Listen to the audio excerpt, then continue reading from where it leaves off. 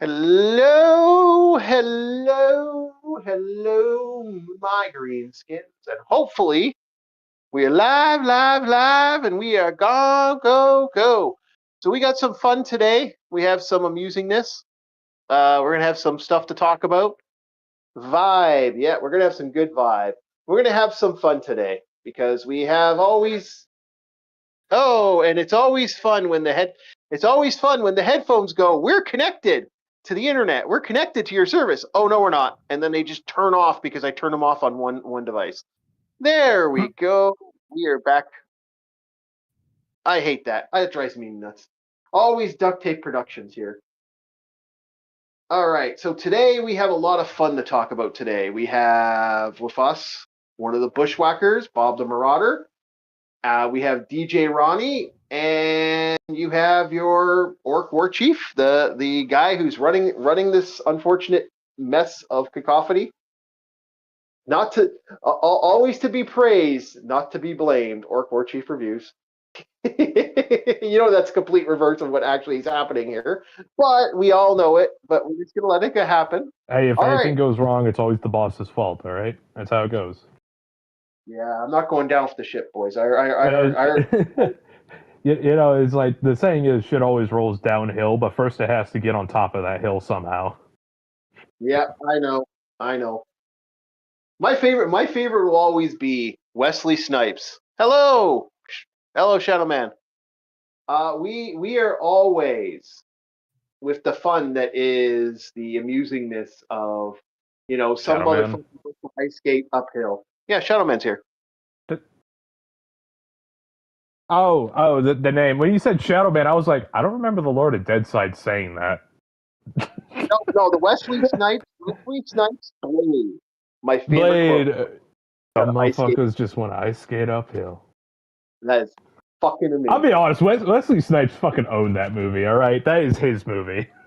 That is his movie. Like, I gotta be honest, this is why I've been saying to a lot of motherfuckers out there, you can't make another Blade movie. Without Wesley Snipes, it's just not going to work. Making old man Wesley Snipes Blade is going to be a bad idea. Just walk away. And it's funny because it's going to end up like the Terminator movie where you have like ancient Arnold Schwarzenegger. Yeah. You can't do it. You can't fucking do it. It's just not a good idea. You can't. It's just walk away. It's like they've made 3 Conan movies after Conan. There's 3 technically, if you count the TV show. And all 3 suck because unfortunately, just be fucking honest, Arnold is Conan. He will never not be Conan. So anybody who creates Conan is going to have a Conan issue. So Arnold is like the action movie guy on top of a few others that people immediately think of when they think 80s action flick. Yeah, Conan, Arnold Schwarzenegger, Sylvester Stallone, Jean-Claude Van Damme, to some lesser effects, that Seagal dickhead, Wesley Snipes. I'm about to say the 80 action flicks was America's Manime. That's what it was. Yeah. And obviously Chuck Norris, who got in a lot of trouble because he got mad about the Boy Scouts changing their rules. Invasion USA. Yeah, he was a canon king. He's one of the 3. Him and Michael Dudikoff were what I like to call the canon kings. They were the guys who legitimately got the most out of the canon universe. Canon, as in like, is that like a studio or something? It's studio. Not the cable company. Yeah, I was thinking like the cameras. Yeah. No. Canon, the movie studio. It was okay. So Chuck Norris has 4 or 5 movies. Michael Dudikoff had like 6, I think. That's what they mean. Canon Film. Yeah. I've never put that together. No, he didn't. Yeah. It was originally a Jewish company, and it was some people say it was an Israel propaganda. Debatable. I think the insanity that was Canon Films and the fucking psychoness of that, it could be its own fucking video. I just don't know enough to actually be a figurehead of this. So first things off, we have to have a learning moment. Okay, kids, let's learn with Bob. Sometimes Bob needs to learn. Do do do do do do do do do do do do. Caillou. Sorry. Okay, so I was about to say I don't know if I'm supposed to be happy or creeped out. I'm kind of more creeped out. oh, dude, I miss as much as it's cursed media, and I do not suggest doing this. I miss when Rule 34 used to have a randomized button. The shit you would see would fuck you up. Oh We used to have no! late night drunks. We used to have late night drunk shit where we would have legitimately like the weird. And this was back in the day when when like let's put it this way. It bleached compared to what it was before, man. You had people getting eaten by other people. You had weird cannibal crap going on there. There was like beheadings and shit. It was like fucked up. Oh, yeah. They still had serial killer Chan or whatever the fuck her name was. Yeah. But like I said, R34 had some wild shit back in the Wild West. Whatever you do, back in 2009, do not hit shuffle on most popular videos on YouTube. That's how I was introduced to One Man, One Jar as a young lad. Yeah. They used to have some wild shit you could do. Just that randomized button. I miss that. We used to get like my friends used to come over to my house. We'll watch movies, get drunk, eat some pizza, and then while they're sobering up, so they could go home, we'd legitimately just like randomize that and just see what we could freak ourselves out. And some of the stuff. That sounds like trying to play Silent Hill 2 while hyped up on Benadryl. Oh yeah, it was a bad idea. The things we saw. I'm just saying. So yeah, the fun. see, I would never go to sites like Faces of Death. Even though I knew a lot of people on 4chan that did that shit, but like I had no problem going to that other site and going, dude. Sorry, I gotta throw something here. I'm gonna keep it vague. Yeah. One of my Navy buddies was what do you call it when somebody tries to like threaten you for money or whatever? What's that called? Extorting. They tried extorting him, and it's like we're both in the Navy. So they sent this to a random number, and it was like, well, past tense individuals. Yeah. And his thing is like, who the fuck does this motherfucker think he is? Yeah. Like, he was freaked out, but me, I was like, dude, we're two military guys in active duty, and this guy's this is probably just like some fucking nobody. And if it is cartel, I fucking dare them to try something. Because look at the position we're in. I dare them. That was my mentality at the time. Yeah. So no, it was funny. It was funny to see back in the day the random, like I said, I wouldn't go to some of these more extreme sites that people, because there are people who went to these fucking wild sites. Just don't go to them. But back in the day, man, the Wild West of the internet, it was something, man. The stuff. Oh yeah. When you toured a TV show, thinking of getting a TV show, and you didn't, and it was like the most out there and insane shit was randomly showing up.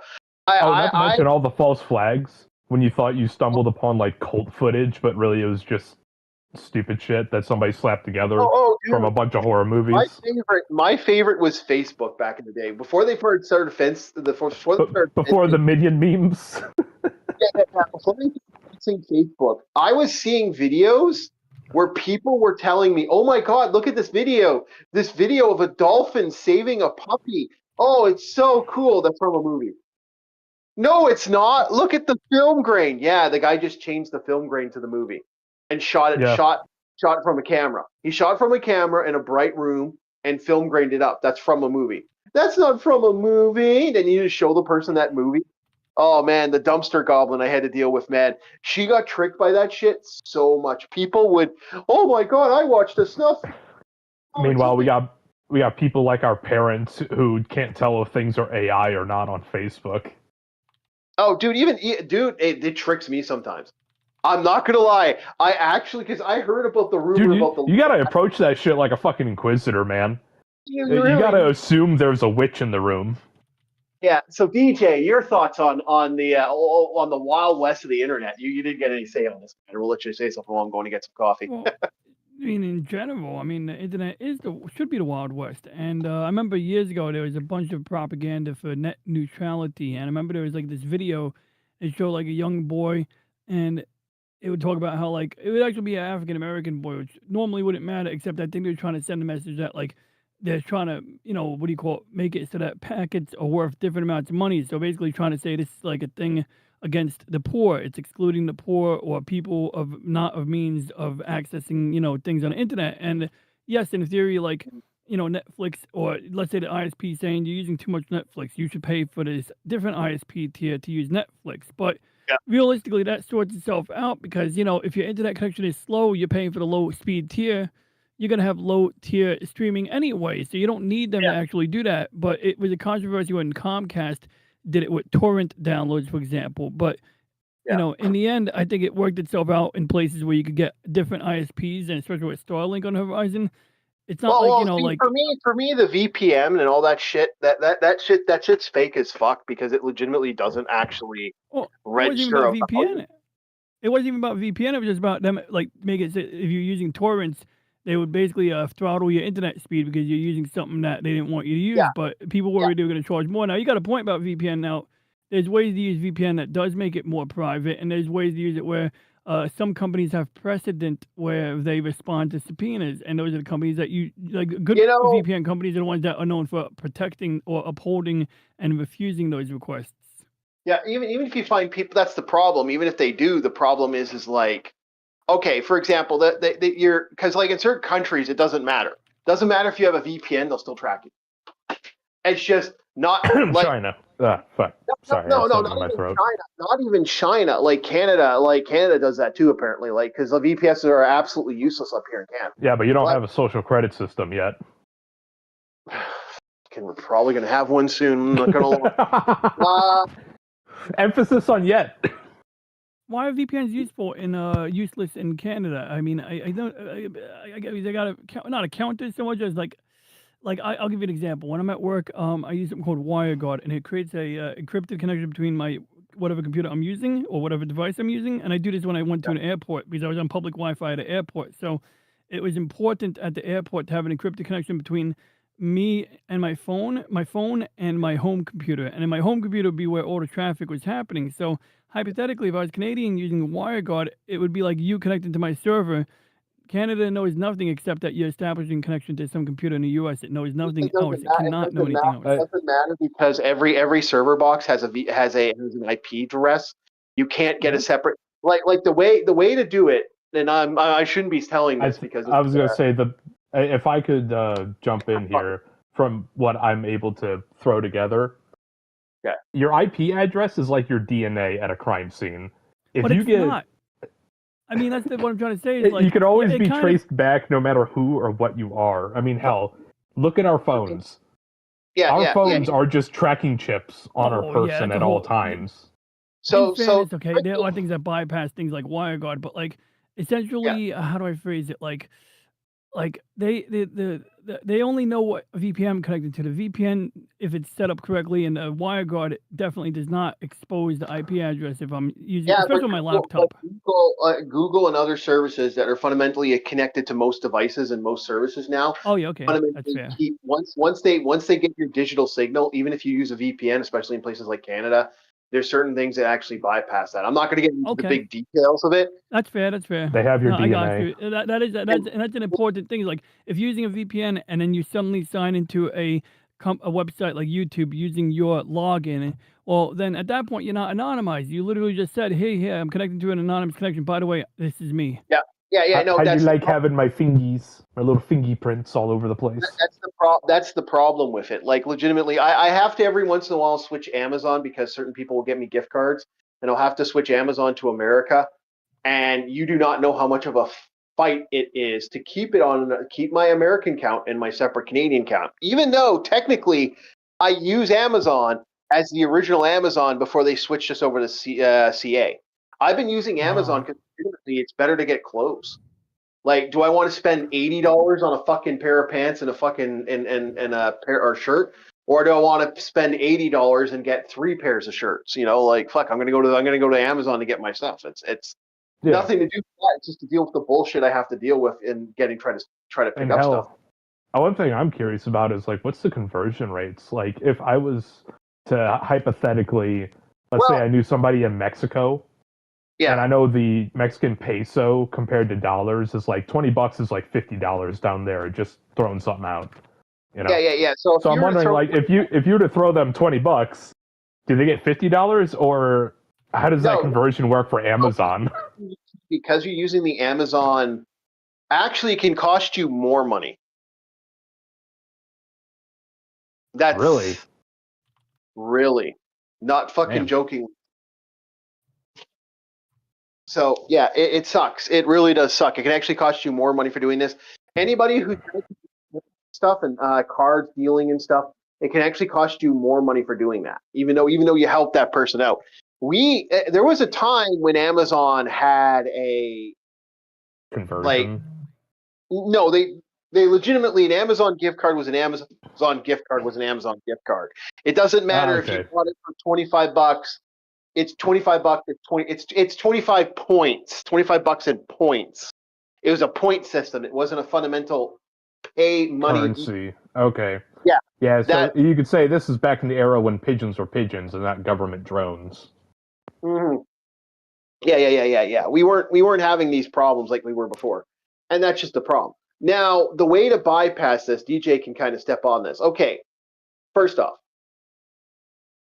burner phone. Get a phone. Do not have, and then switch it over to a Ubuntu or Linux or some other service that fundamentally do not use the Android app. Convert full conversion to the Ubuntu seller stuff. Then get a VPN. Register in the VPN, and then from there, don't register your names, don't put anything in there, just use it for what you need it for, and then there you go. And then factory reset it every couple months. There you go. That's the best you can get. That's the most. You do not put a SIM card into it. Do not register it. Once you factory reset it, yeah. I'm gonna have to pause you there. You said too much. Cease. What? Everything I have just said. Good info, but remember where we are. Everything I have just said is not illegal under any court of law. You are not digitally as long as you are not doing anything illegal with the but remember, just because it isn't doesn't mean certain powers that be won't, freak the fuck out. No, but even if you do that, like it's not illegal. It's the same thing if I was to say, like if I want to watch Netflix with this fucker, that's not illegal. If I want to watch American Netflix, I can watch American Netflix, and that's not illegal. I'm not breaking any laws for doing that. But fundamentally, you have to have something that's willing to privatize that matter. There's a couple other tricks you can do, but I'm not going to get into that. Again, all this stuff you can find on YouTube. Everything I've just said, you can do on it's how-to guides on YouTube. Actually, could probably point you in a better direction if you really wanted the information. Your thoughts on that, DJ? Does that sound about right, or do you want to keep quiet on this one? Did I say too much? I'm sorry, I'm a little lost. We covered a lot of ground here. I did, didn't I? Like, what was the question? I was asking if everything I said was valuable, or are you just kind of like bowing out of this, and we're going to move on to the next topic. I was talking to my pops because he was like at a restaurant. He wanted to know if I wanted to get something while he was there. And well, then we're going to move on to Bob. Okay, fair enough. I'm sorry. For Bob's sake, I was going to say, join us for our next episode where Bob tells you what he did in the Navy. No. I think we need to not. I think we not need to know what Bob did in the Navy. So, I sent Bob a comic or a audio version of a comic that Bob asked about last week when Thor talked to a priest, and I wanted to know what Bob's thoughts were on this little interesting thing. I didn't know what I was supposed to take out of it because it was a mixture of us talking while I was watching it. Uh-huh. Yeah. Other than the fact that no answer was given. Mm-hmm. And it was... I don't know what you wanted me to get from it because it's like, okay, it's 8 very minutes. Profound. See, you weren't paying attention, so this was a failure. And next time we're going to have Bob actually sit down and watch stuff. I'm gonna have to No. strap him. You sent me a fucking article, and I was like, okay, I can look at this, and then I know. I I scroll sent through you it. the article earlier today. I figured Bob had time. Everything I send you, And Bob. then I do the things throughout my day, and it was just like, all right, Bob, we're about to start this. Oh, by the way, you forgot about these things that I just sent you. And I was like, what the fuck? I didn't just send most of those I sent you the night before. Don't even try that shit. So, but we did the article. Nope. The article was today. The article was today because this was fucking. See how the raging. boss brushes me off? Look at this shit. Damn straight. So, we do have a sad thing to talk about after this, but we'll get angry before we get sad. So I want you to read the article. By the way, this was from That Park Place. I will send you the guy who did the article. We believe in supporting the people who do the work here. Hold on, so I can get the audio. Place, guys. Like, I'm friends with a friend of theirs. I actually like stream with a fella named, and I'm not saying if you guys have any issue with their work. Of course, I'm all about free speech, and I'm not gonna be butthurt if there's any detracting comments.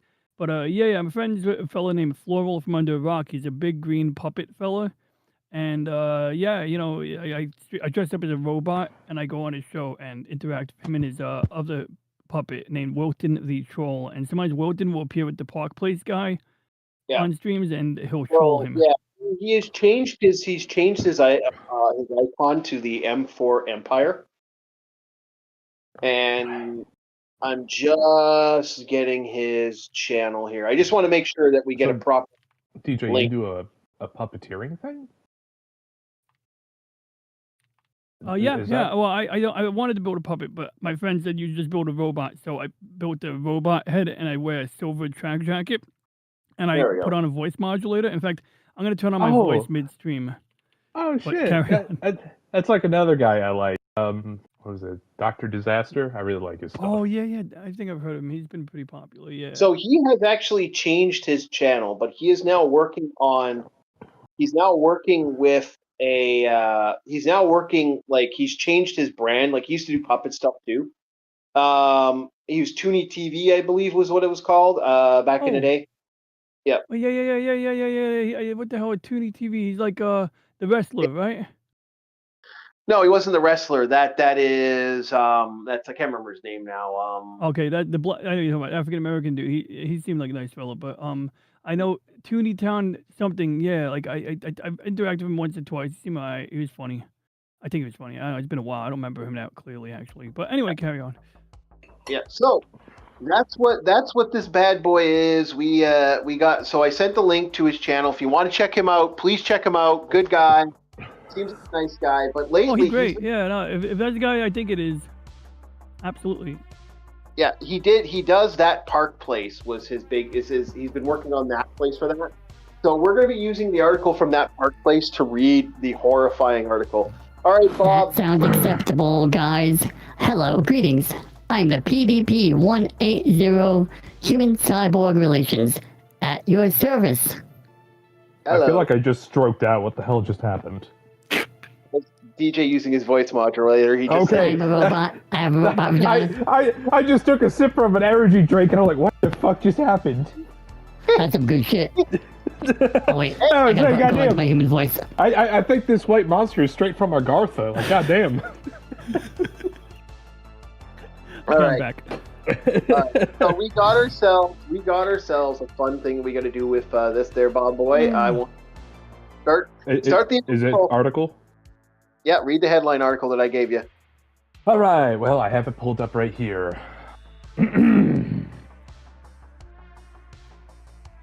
Disney World denies 2-year-old transplant survivor disability access. This was made on January 12th, 2026 by Marvin Montanaro. Yeah. All right. So stop for a second there. Oh, I was about to pop my neck, just like, ugh.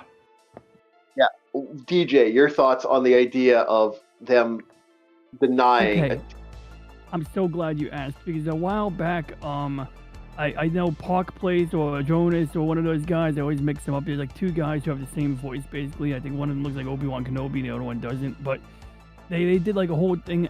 There's I think there's an African American chick that they affiliate with, and she's cool. She like goes to Disneyland. She has a season pass, and she'll report on how many people are like going there. But there was a whole entire thing, like almost like a documentary style about the disability pass and how they were doing people dirty somehow, in particular people Oh, with they were. disabilities. What they're doing is that you got to call, like as some of the article and some of the other stuff that was brought up, you got to call them you got to call these people, verify, get a doctor's note to get the disability pass, and then when you get there, sometimes they'll deny you and they'll actually make you want to buy it. They'll force you to buy it. They'll try to get you to buy a fast pass.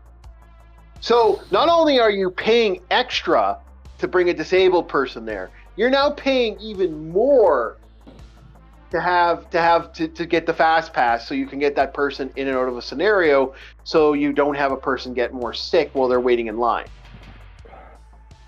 Yeah. I still think they should have disability days. That's been my counter response. Mm-hmm. But you think like maybe they did it because of fat people? You know when fat people get a disability pass and they're like, I'm too fat to walk from my car, and it's like, yeah, but this guy's actually disabled. You're just fat. I mean, some people have knee problems. I understand that. Maybe mentally disabled. No, you know what? I don't know. Disciplinary disabled. Yeah, I don't know how to feel about that, because as far as I'm concerned, disabled. You just, That's fair. it all depends on how you use it and how you abuse the disabled situation. Like, as a guy who, I am a gentleman rogue, man. I get getting what you need to get.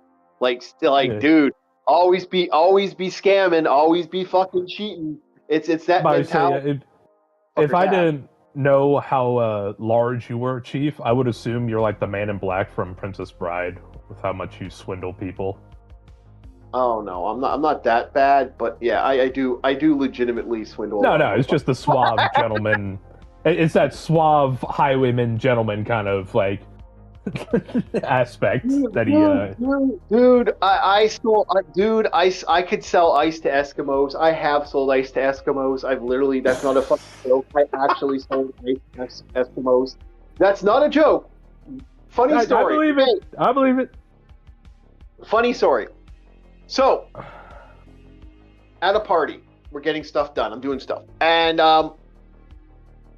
we had a couple guys that were actual Eskimos at this party. I was at a thing for guys we were doing Magic the Gathering. We were watching anime. Brand new Gundam was coming. We had a brand new set of Gundams that just had dropped, or was it Robo? Okay, so were these like Gunpla just model kits? Some mecha anime. I had just gotten it from the local anime club, and we were gonna watch it, and we're all just like, fuck yeah, we're gonna watch it. I got set up stuff, and we're doing stuff, and I bought a thing of ice for pop and sodas and shit. So I walk in, and it's like there's only a little bit of ice left, and I just put some ice in my cups. It's like, and like one guy goes and, oh boy, I got just don't know ice no here, and he's like, there's no ice no more. It's like, yeah, I got the last bit here. He's like, oh, can I have some? He said, give me $1. He's like, you're kidding, right? No, give me $1. I bought it. I'm not going to fucking make your own ice. There's water, there's thing. Wait 10 minutes. He's like,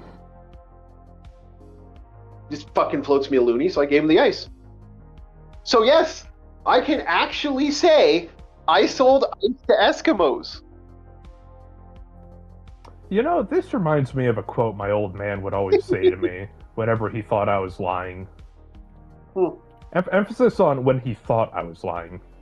Mm-hmm. You're trying to bullshit the bullshitter and snow the snowman. In this case, you have snowed the snowman. I have snowed the snowman. I have legitimately snowed the snowman. It was a hot day and he didn't like it, so he wanted the ice. So I actually sold ice to Eskimos. I can actually say that. I am that much of a scumbag. I'm just a lovable scumbag. Were they Inuit or Netsilik?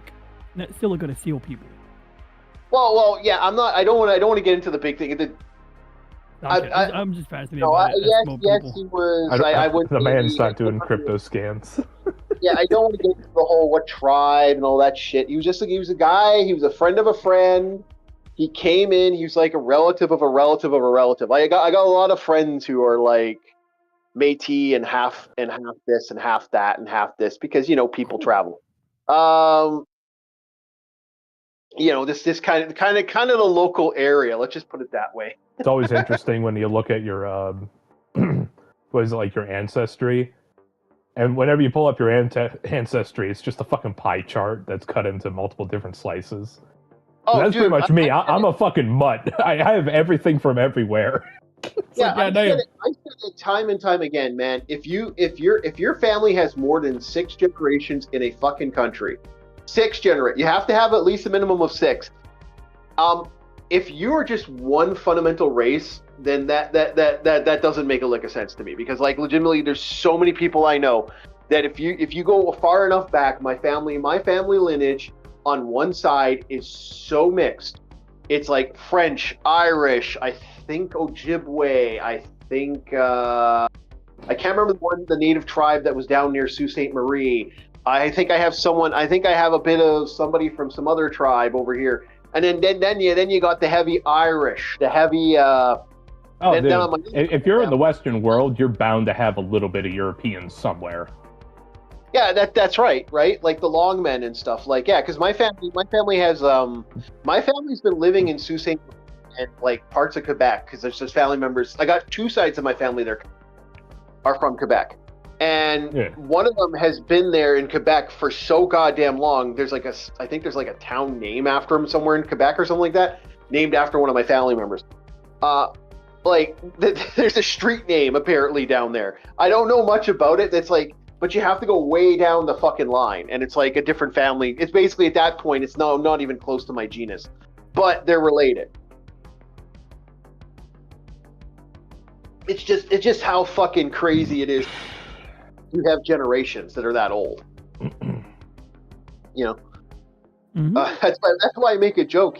That's why my friend used to make jokes. It's like, dude, don't piss him off. He's like, why? He's from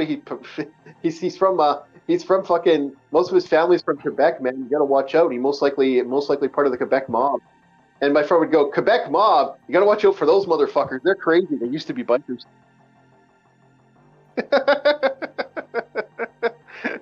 So anyway. They used to hide crowbars and pipe wrenches and baguettes. Oh man, the Quebec biker wars, fucking wild as shit. I wasn't there for that, and there was 2 of them apparently.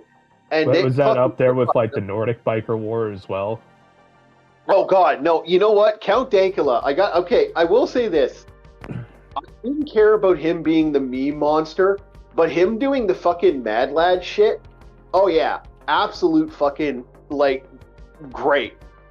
We need people to do shit like that. We need people to do open access where they just go to the information, gather the information, and they just present it. Oh, sure, he has a little bit of a political spin, but it's only his own personality. It's not fucking completely secular. He's not like the Bronze and Silver Age comics where it's like Lex Luthor stole 23 cakes from the bakery, and that is bad. Yeah. Don't get me started on that bullshit. That always pissed me off, because we had good horror back in the day. We had good violent stuff. We had exploitations. You had sex comics back in the day. I'm trying to get those, actually. I'm trying to get some of the Silver Age comics where they're like that, like before the comic shit, and just like all the weird sexual crazy bondage shit that existed. I want that, just to say I have it. I don't want it for some perversion.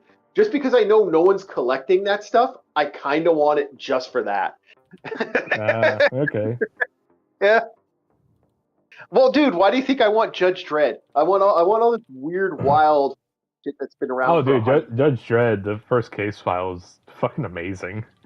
It is amazing. Even though some of the concepts are so stupid, like animatronic gorilla King Kong. Yeah. It's like, what the fuck is happening? That's why when I say people shit on the Sylvester Stallone Judge Dredd, I'm like, no, it still kind of meets. It's just not the modern version. He took off the helmet. That's a crime. That's the only problem. If he hadn't took off that helmet, I think it would be. I think that is the best Judge Dredd. That would be one of the best Judge Dredd movies out there. It'd still be number 2 to the other one, but it's just like instead of it not being a I still think that Judge Dredd movie is more of a Sylvester Stallone movie than an actual Judge Dredd movie. That's just kind of how I feel about it.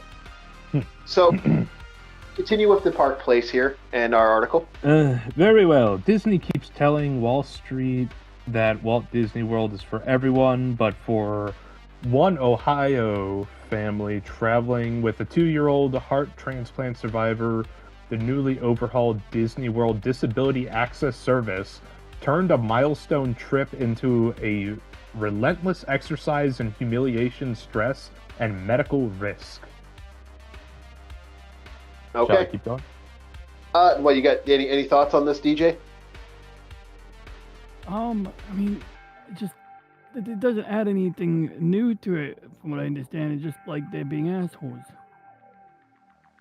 They've always kind of been assholes, right? Is that supposed to be an excuse? Like medical risk is an excuse to force people to buy a damn thing? I mean, no, it's increasing the risk to the people. That's the point. I agree.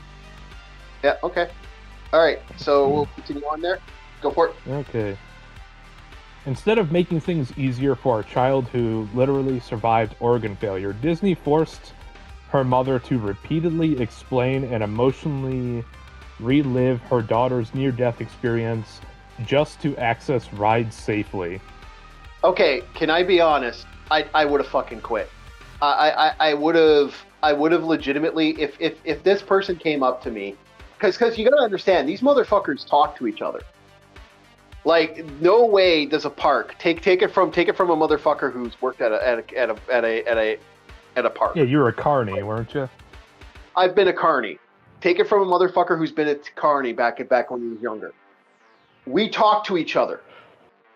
There's a little radio that most places have, and if someone's coming up and doing weird shit, or someone comes up and say, "Hey, yeah, heart blah blah blah blah blah," and we would know I would know within a half hour.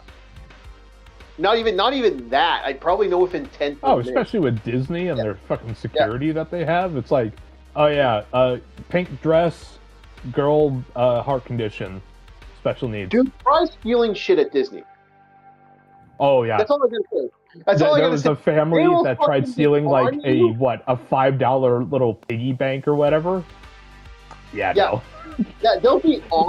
They were on your shit. I was like, God damn. It's like, who are they hiring? Fucking casino security over here? Oh, it's worse than casino, because dude, they had a fucking small army at one. Like, they fucking have automatic weapon security. God damn. Now that is a private security force if I've ever seen one. That is fucking Arasaka and Militech right there. They have a shock troop from what I've heard. Like, that isn't a joke. That's been like a long-standing rule. Does that mean their riot officers also wear mouse ears and white gloves? I don't know, but apparently, no, I'm not kidding when I say this. Apparently, they look legitimate. And not only that, they have law enforcement in the area that's been loosely paid off to go there. Yeah, that makes sense, actually, the law enforcement part. Yeah. So, no, they are fucking heavily armed. This is what, like, the missing person shit and all that other weird shit that came out on the Disney not too long ago that never went anywhere. We never knew what actually happened there. Under the rug it goes. Yeah, under the rug it went. No one, we don't have any. I don't know what happened with that. I heard about it. Like, no, dude, they have their own armed fucking militia, man. Mm-hmm. Like, they have Disney apartment or Disney housing. I don't know if you ever heard about the Disney housing that's out there. Yeah, it's some absurd price tags, and it's not even like you own it. It's like what do you call that when you rent a place when you travel? It's like timeshare. No, yeah, kind of like a timeshare. Yeah, you're right. Yeah, DJ, you're right. Yeah. Okay, yeah. I know they have like websites for it, like what is it, Zillow or whatever the fuck. Yeah. But it's like Disney's officialized version of what a timeshare or whatever the fuck they call those. I know there's another name for it, and that's what's bothering me. Yeah, I can't remember. So yeah, okay. So continue on there, Mr. Very well. The story reported by WDW News Today is one of the clearest examples yet of how Disney's 2024 DAS overhaul has crossed the line from stopping abuse into punishing families with legitimate medical needs. Ugh. It's Sorry, get, spicy jalapenos. Ugh. it is, and it's getting really bad at one point, and that's kind of why I've always can I be like painfully honest? I've been I've been noticing this for a very very long time that they've had this weird mentality with it, and yeah, no, it's crazy how some of this shit goes, and yeah, no, I'm not a fan of it. And keep going there, sir. All right. DJ, you got anything? No, so far, so yeah, I'm all ears though, legitimately, honestly. Yep. Okay. Disney changed disability access and families are paying the price is the title of this next section. In 2024, Disney radically tightened eligibility for its disability access service at both Walt Disney World and Disneyland, while Disney claimed the changes were meant to prevent abuse of the system. Many guests with serious medical conditions have since found themselves denied accommodations. Sorry, that pause is because this website keeps loading different ads and it like shifts. Yeah, I know. Article. I know. It is a very dude. Hey, at least they're not asking for a subscription. True. Facts. All right. Denied accommodations. The new process requires families to go through high-pressure video calls, justify their diagnosis, and rely on cast members to make case-by-case decisions, often without medical training. Yep. So think about that. No. Bro. No. Yeah, they're not even qualified to like evaluate the situation. Yeah, exactly. I understand, Juan, who's currently wearing the mini suit, isn't medically trained. He's just an actor to play the character. But this is why you would have something like a doctor's note, like a little slip. Yeah. I'm not telling you to put a fucking armband on your little girl, but it's like, if you want it to be subtle, just have a piece of paper or a ticket or like a little, you know those little things whenever you go to an amusement park and it's like a little lanyard around your neck and it's a little card. Yeah, exactly. And same thing over at like Comic-Con. Thing. Yeah, okay, go ahead. That too, a badge, yeah. Like a little lanyard, like you said, or color-coded maybe, or something like with an NFC tag that can easily be blipped without, like something discreet. Yeah, exactly. No, I agree. Yeah. I totally agree. It's bullshit. There are so many ways, and Disney, with the amount of money you have, seriously, this would be such a simple fix. Now, to your point, to play devil's advocate, maybe this is because of a lot of people getting doctor's notes. Oh, I need a doctor's note for this. I need a doctor's note for that. It's like, how about no? Maybe that. How about you fuck off, Gorlock? Yeah, exactly. Like, yeah, but maybe you could tell it's a little girl. All right, there's definitely a key difference between Gorlock the Destroyer, consumer of the buffet, and a little girl who maybe isn't doing so well. All right. Yeah, exactly. It probably also doesn't help with the Disney adult thing. That's probably also another thing that, because I'll be real with you. I think some Disney adults really have something mental going on.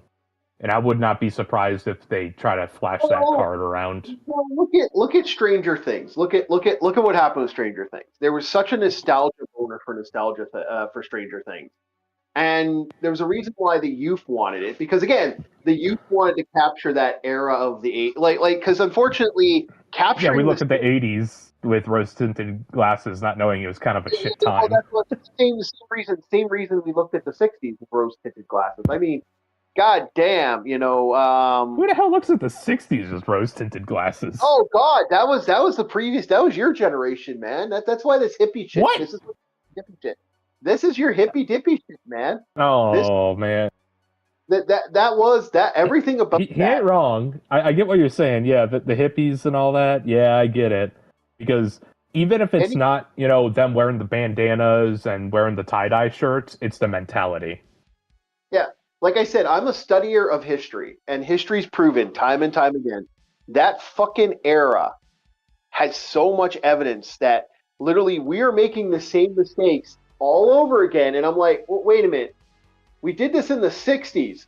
It didn't work back then. Why would it work now? And I've been bitching about this forever. This is one of my big gripes on that. Don't you love the beautiful irony? Yeah, I know, because right? It's like, okay, the beautiful irony that I fucking love is James Cameron's Avatar. RDA is supposed to be big bag, corporate, humanity or whatever the fuck. Meanwhile, it's owned by Disney, one of the biggest corporations in America. I know, right? It's like, what side are you trying to be on? Wait a second. Exactly. Yeah, exactly. And with the massive failure that just happened with what's going on with Ubisoft, that they're fucking firing, laying off these $1 million companies. Well, Jesus fuck, I wonder why. You turn video gaming into not a passion project. That's exactly what video game was back in the day. It was passion. It was people fucking doing stuff passionately, and that's why gaming sold. It was people that's saying, why indie market's fucking crushing it. It used to be fucking amazing. And now you look at it now and you're like, Jesus fuck, none of this has any passion. It has no love. It's garbage.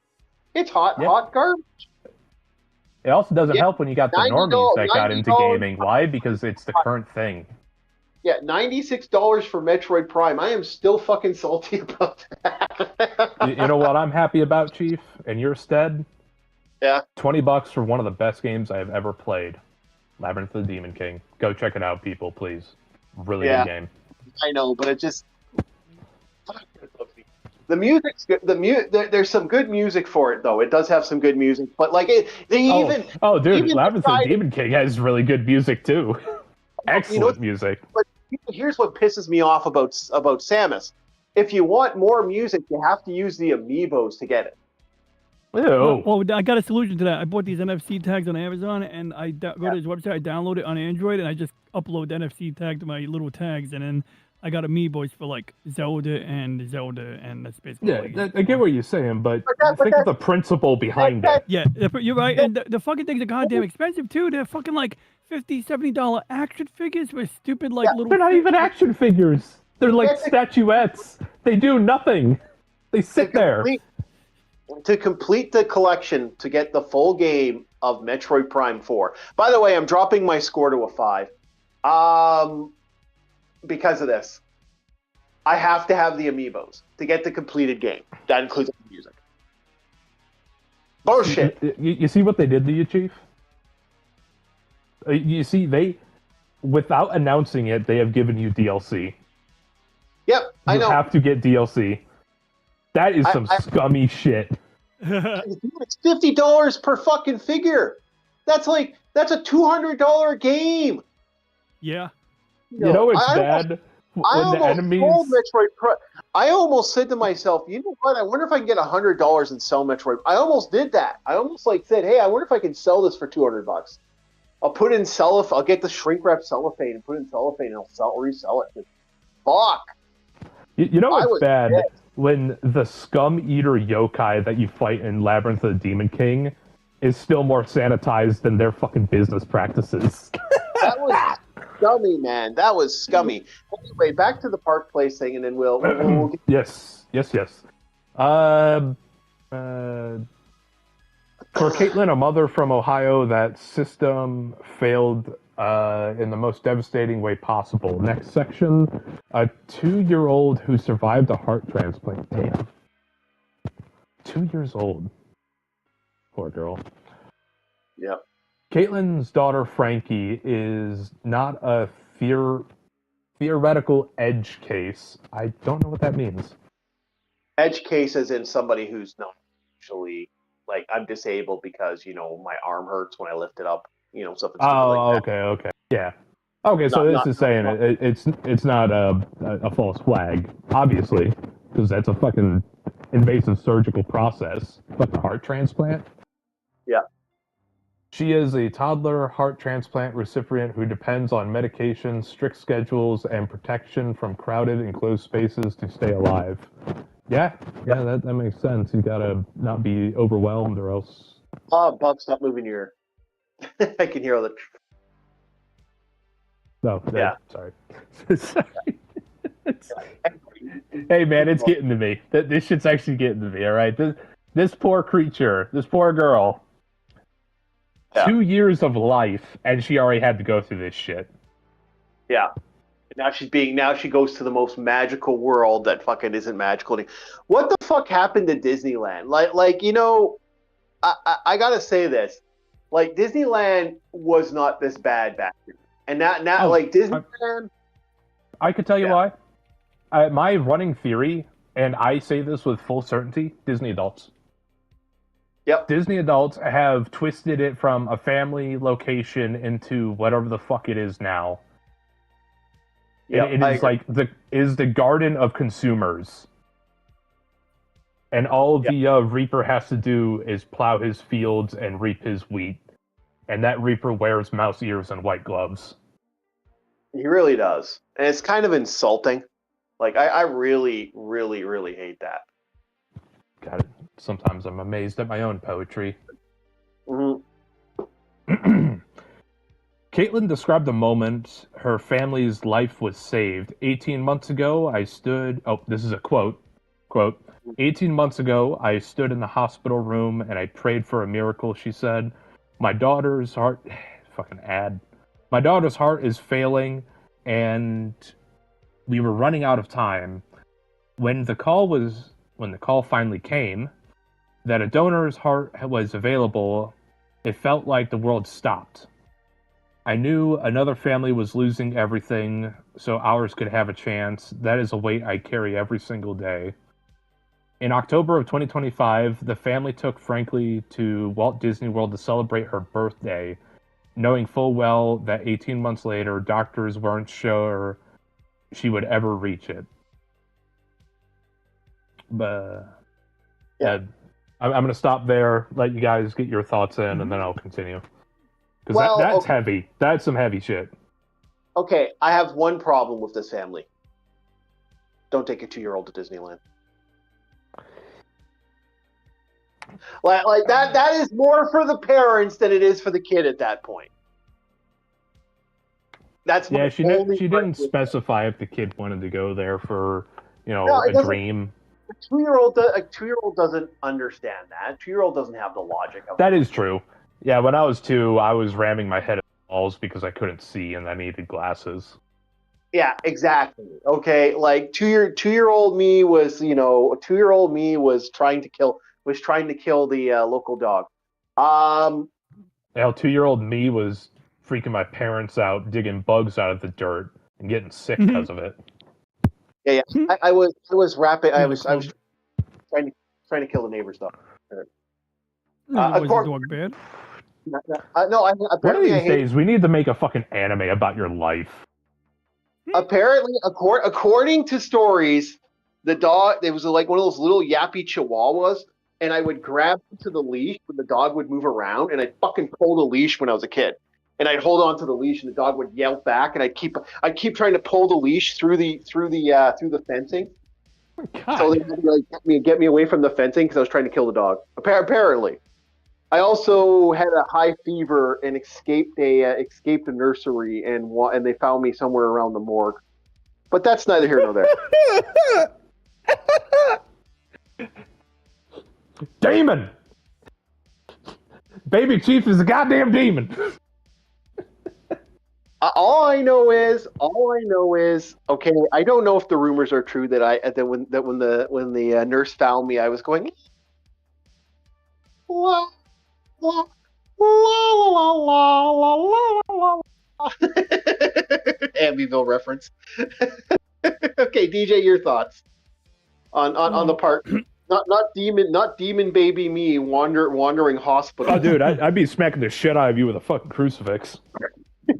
Well, I mean, like you said, I mean, so does that take away from it if it's more for the parents than the kid? I mean, like, it does allow them to forge a memory with the kid. And the heart donor thing. Can you bring your mic? No, you're on mute. You need to speak. Okay, there we got you. Got you a little more. My operating system did that bullshit again. No, it didn't. I don't know. Anyway, it doesn't matter. Okay, so yeah, but I mean, like, someone died, so you could donate a heart to a 3-year-old. Yeah, you can. But the problem is it's a child's heart. Like that was another kid. Oh shit, that's terrible. Okay. That's awful. But like I said, And the mother did mention that she's carrying that weight, knowing that one kid died, so her daughter can live. Yeah, it's an awful. No, it's not like they slayed the kid. Yeah, no, the child wasn't that. Well, actually, I'm not going to make any claims because it was not said here, so I'll leave it there. It's just one died, so one could live. Yeah, because hearts that small you can't transplant a full-grown adult heart into a 2-year-old's body. It doesn't work that way. You can't maneuver pieces and put the pieces into another person's body. You got to. Sorry, you can't pull a Dr. Frankenstein. Yeah, you can't. It just doesn't work. So, in theory, you could make the parts out of stem cells, but that's all fucking neither here nor there. That is some Star Trek pseudoscience.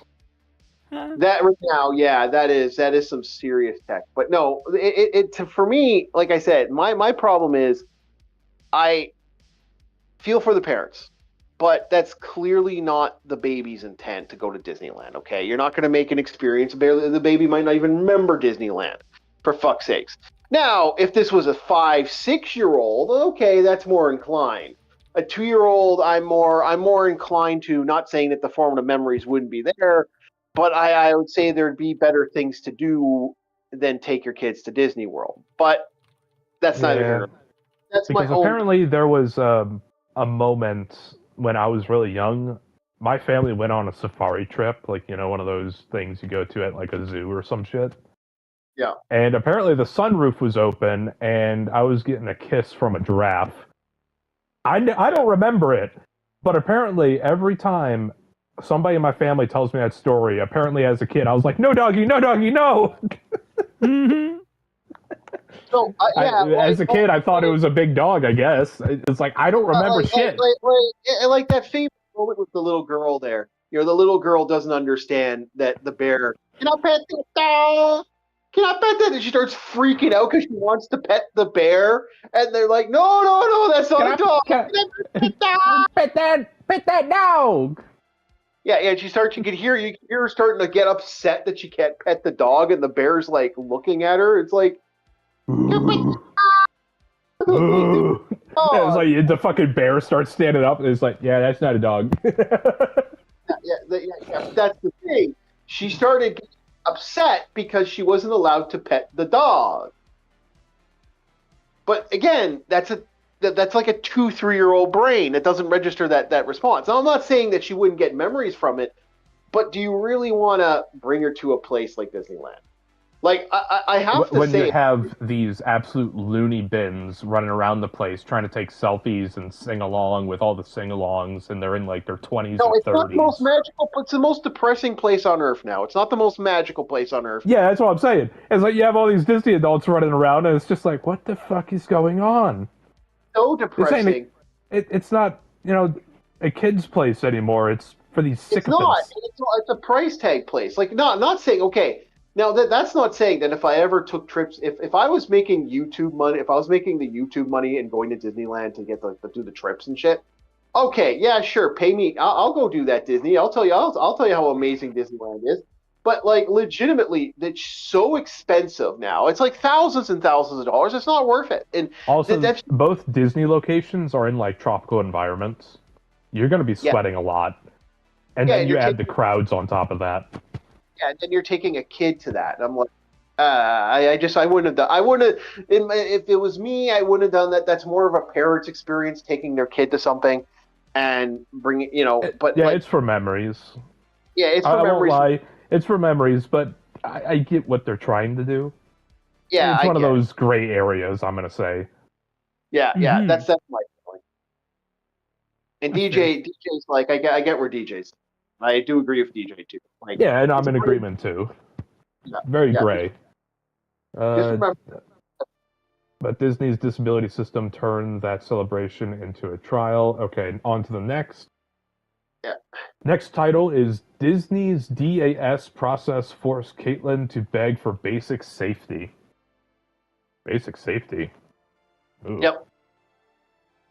Go get to it. The last one. Okay. I don't. I'm I sorry. don't I'm want gonna. to put the whole topic. Yeah, you don't up. want to take forever, but okay. I'm gonna No, lean forward. I'm gonna do this quickly. Yeah. 1 second. 1 second before you do that. I'm gonna get the. I'm gonna Mhm. get the article. So I'll put it in the chat so people can, if they want to look at the article. Oh yeah, link it if you want to read the rest. Yeah. I got to show the love to the things that do that we're getting the articles from. Oh yeah. But I'd say it's just like whenever you're writing a paper, you got to have your sources. Yeah, exactly. You gotta be respectful of the matter. Go ahead. I remember the amount of teachers that would flip a shit because my source was Wikipedia. Yeah, you're not supposed to do that. Anyway. I know you're not supposed to do that, but nothing else showed up. I know. All right. Disney's DAS process. Okay, I already read the title. Before their trip, Caitlyn applied for disability access service and explained Frankie's transplant, her immunosuppressed condition, and the medical requirement to avoid long waits in crowded indoor queues. That gray area is popping up again. This Disney trip, yeah.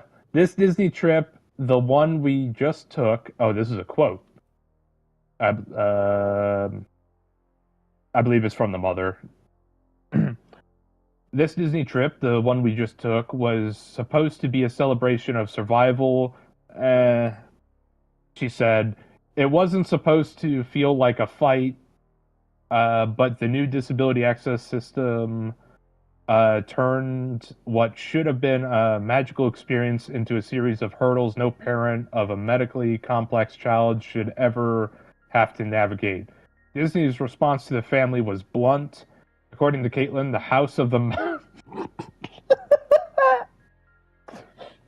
the House of the Mouse said you can wait in the regular line if she struggles. Oh my god. She can leave and return later when you are closer to the front of the attraction or ask for a return time. Blunt's one hell of a way to put it. Holy shit. That's what I'm saying. That's what I'm saying. Like, why put your child through this shit? Like this is what I don't. Yeah. Again, like I said, that gray area is coming up. I was like, wait a second. Yeah, that's what I'm saying. Like, I feel bad for the mother. Don't get me wrong. This is bullshit. Disney is supposed to be this. Again, they portray the safe, the good, but the truth is, it's a fucking. The one, the few, the many. Yeah. Exactly what they are. They're the one, the few, the many. That's what they are. That's corporation right there. That's what they are. They don't give a flying fuck about your daughter. They're doing it because it allows them to get tax breaks. The only reason, I guarantee you, if they weren't getting tax breaks, that mother was not. Do you think they give a fuck? Oh yeah. Do you think they give the fans a fuck about the messages and the products that they shill out? You think they give a shit that they are the closest equivalent to the RDA and Avatar? No.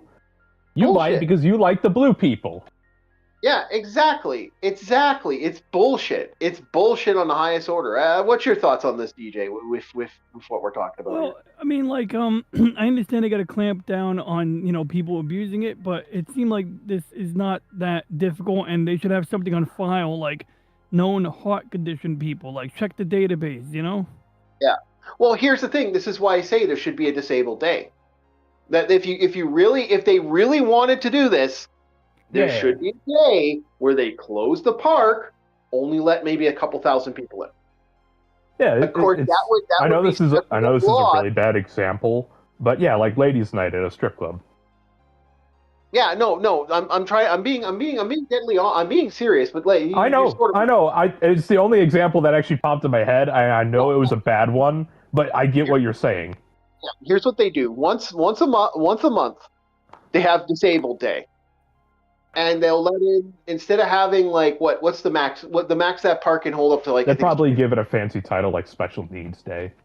Yeah. Whatever you want to call it. I don't care what day it's called. Whatever brings in the most money. That's all the mouse cares about. And then he puts out a cigar on like the accountant's shoulder. Yeah, exactly. Oh, what are you talking about? He puts it on some kidnapped kid's butt. Oh my god. Okay, I wasn't gonna go that far. Oh no! I fucking have a retributive hatred of Disney and how. I can I be honest? Walt is. I guarantee you. The reason I think they still have Walt's body spinning so fast that they strapped the fucking turbine. They rammed a turbine up his ass and are using him to make extra power. Yeah, I gotta keep them lights on. I have Remember, we gotta keep these adults entertained at our park. Keep the light show going. I hate what Disney's become. I absolutely hate it. I hate it so much that they can't even keep the rides active anymore because they fired all the experienced people and hired nobody to fucking vote a lower rate. I hate the fact that this company there's some fucking Wait, Chief. What are you talking about? It was for the security forces. We need that nowadays. yeah. You know, I love the fact that you got people doing fucking people that need to fucking prostitute themselves on the side to get ends meet, or you have Disney staff literally fucking garbage diving in the back of the prostitutes. No, it's real. It's real. It's real. I'm not joking. There's been so Yo, much. girl, you want to tinker my bell? Here's $20. They underpay the Disney staff. You're supposed to get credits for certain things for working at Disney. You don't get those credits anymore, and they don't mean shit. And what the fuck? They barely like what is this fucking script? You used to get discounts. You used to get discounts at Disney. You don't get that anymore. No, it's like this credit system. What is this, like script back in like the fucking 1800s during the mining days? Dude, it's not even like you can't even make a living wage at fucking Disney anymore. From what I've been hearing, it's bad. It's really bad. And these are guys who fucking work nonstop. They're walking all fucking day and they're wearing giant fucking rubber suits and they're barely making ends meet. And it's just like, fuck you, Disney. And then they're fucking, they're ignoring food. They talk about how they're inclusive and all this shit. They ignore shit for food stuff. They literally someone died. They made a boo-boo. The actual Disney restaurant killed someone accidentally, gave someone strep, and he died. And they fucking tried to sell off a case saying, oh, well, you can't sue Disney because you fucking got Disney Plus. That is fucking bullshit. Oh, yeah. And there was the other case with the peanut allergy, even though they told the staff multiple times.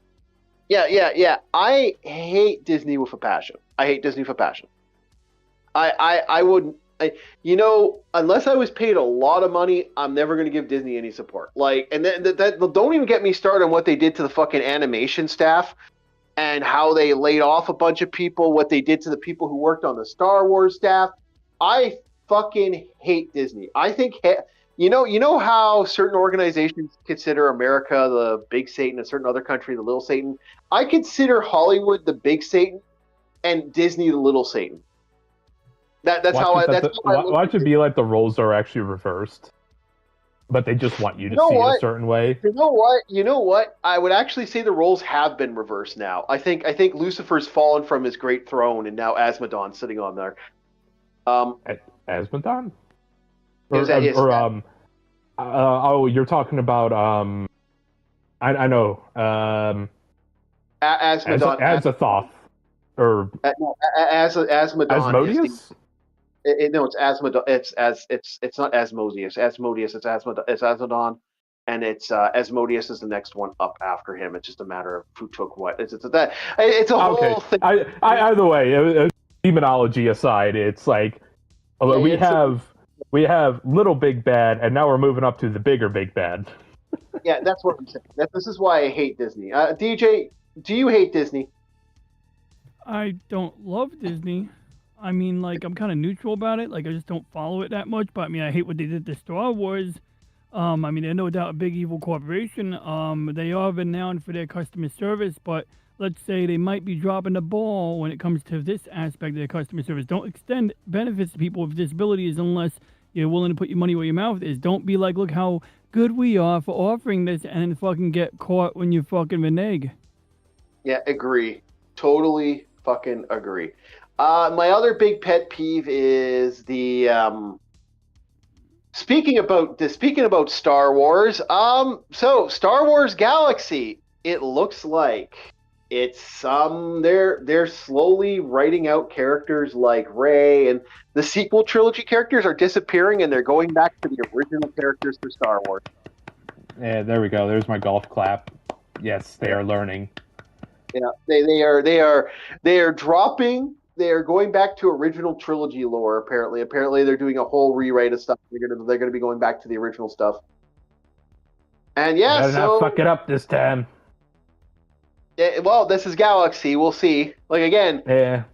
Let's see if Mickey can put on the wizard's hat and pull some necromancy here, because we all know Star Wars is pretty much fucking dead. Yeah, I agree. I mean, Ahsoka's on hiatus. We'll see how that Mandalore and fucking Grogu does in the movie theaters, because apparently that's a movie theater now. And said the last season's going to be a movie theater thing, apparently, because they're that worried that this isn't going to fucking take off on Disney Plus, which it sounds like they might be abandoning Disney Plus shortly, from what I've been hearing. Yeah, the sad thing was, back in like the 2020s, apparently crying was a level of force. Yeah. That's what bothers me, is like nothing in this life or the next life is achieved without a level of force, and apparently crying is considered a level of force. Okay, so that was a sad day for humanity. But go ahead, DJ. Sorry. Yeah. I think that's basically what I said. Yeah. Yeah. So, what's your thoughts on the whole Disney? The fact that Star Wars Galaxy's Edge is legitimately dropping the sequel characters and going back to the original trilogy. I can't believe Galaxy's Edge is still open. I thought they were bombing, busting whatever, like not making money a while ago. The experience from the start was too goddamn expensive. It is too goddamn expensive. Like, Disney has become way too expensive. Like, it's, like I actually looked at the price of a full Disney trip, and you're looking at like $7,000 for a full experience. I'm not doing that. Like, you got to have some money. Galaxy's Edge is worse. I think Galaxy's Edge is more expensive in its own right. No, that is a complete Disney trip. That's not including that's not including your hotel visit. That's actually just going and doing all the rides. That's hitting everything. That's including Galaxy's Edge. Oh my god! It's almost $7,000 for everything. Like, that's like the gold. That's the gold start experience. Unless you want the rumored pink card, then it'll cost you around 10 to 15,000. But then you get to have sex with one of the Disney princesses, allegedly. No, did you not hear about that? Years and years and years ago, I heard about this, and it's been a rumor that I will keep spreading this rumor because I hate Disney, and this is personal spite. So fuck you, Disney. Fuck you, Mouse. I will continue. I do not know. Chief, are you telling me you're not gonna get Snow White to keep her namesake? Oh, I think she deserves to be called Snow White, to have her white as snow. Wink, wink. Okay, so the legend is apparently a prince of some certain area went to Disney, and they had one of the girls. Like, I think it was I've heard rumors it was Ariel, or it was Snow White. One of the rumors I heard Sleeping Beauty is one of these girls that they had following him and his family around. And he apparently they were asking him one at the dinner, because they were pulling out the red carpet for this guy, and apparently he said, "How much for her?" And he pointed at the Disney princess. So apparently, certain Disney princesses have a pink card. Now, this is the rumor. This has been a rumor I heard years and years and years ago. I do not know if this is real. This is like ancient. This is before internet shit. I heard about this rumor, but apparently this existed. Apparently this was like early 90s when I heard about this shit. This is like before the internet. I heard this from a friend of mine. It was a friend of a friend of a friend who worked at Disney way back in the day. That's apparently what they did. This is the rumor. It is complete rumor. It's alleged. It's a pink card. Apparently, you pay for the pink card at certain places. You have to know where to go. and they have a list of Disney princesses that are the Disney prostitutes. That's the rumor. I do not know if that's true. I know Disney cats is true. That is a real thing. They actually send out cats late at night to go to deal with the vermin and shit. They have an army of cats that live in the underground passages. Was it like Istanbul, where they just have cats everywhere? No. They're actually late at night. Late at night, they release Disney cats. They release a bunch of cats into the thing. They have a bunch of like trained cats that kill mice and shit. It's a small army of cats. That's a real thing. Wow. So, yep. So we are done with Disney. I hate Disney. Disney can go fuck itself. And I will always forever hate the Disney. And this doesn't make me happy. So we are going to be talking about next horror anthology films. So first thing on the docket is one of my favorite movies of all time. The most fun you ever have being scared. The movie is Creepshow. For those that don't know, Creepshow is an interesting one because this had some of the most famous people worked on Creepshow at the time. You had Stephen King, you had George R. Romero, you had a lot of people in this that did a lot of stuff. This was a very good show. This it's interesting because this is based off the comics of the same name, which I'm actually looking into trying to get some PDFs for the original Creepshow comics. So I'm trying to get my hands on some of the old comics so I can legitimately show them on live stream. I just got to be careful because I don't know if YouTube's going to let me get away with showing them because they're violent and there's blood and guts and body parts. And I'm very, very worried that I might get hit for copyright or problems for that. We got to be very careful when we do those. So this is Creepshow was before, I believe Creepshow was before the. Mm-hmm. If I remember correctly, this was before Crypt Keeper. This wasn't before Gravedigger. There's actually, I think there's like Gravedigger or something like they had like different guys that would do different things, and then they had like horror. I can't remember what the name of the original horror stuff was. There's a lot of Silver Age shit that existed that's based off that. But this was, this movie. I was looking up a picture of this Creepshow guy. I'd never seen him before. Wow. Yeah, Creepshow's kind of cool. Creepshow's kind of good. Now, my second favorite movie of all time, another Stephen King. Although I don't think George Romero did it, but this was my other one, Creepshow 2. I loved Creepshow 2. Creepshow 2 is more. I like this more, but I get why people don't like the original one more than this one. This one had the old Chief Bloodhead, which. Is that Woodenhead Woodenhead. Sorry, old Chief Woodenhead, which is basically the chief is a protector of this store, and there's these two family members, and these assholes break in and murder these three assholes break in to murder they murder them and steal them for the little bit of money. Now, what the tribe did, they gave them some jewels to help pay off stuff.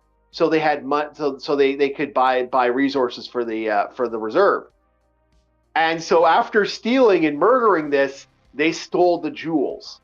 That's actually, I think, the reason they went there, because they sold the jewels. Old Chief Woodhead did not like this too much. He went to scalping. That's a good. The raft is super good. The raft is actually super fun. I enjoyed the raft.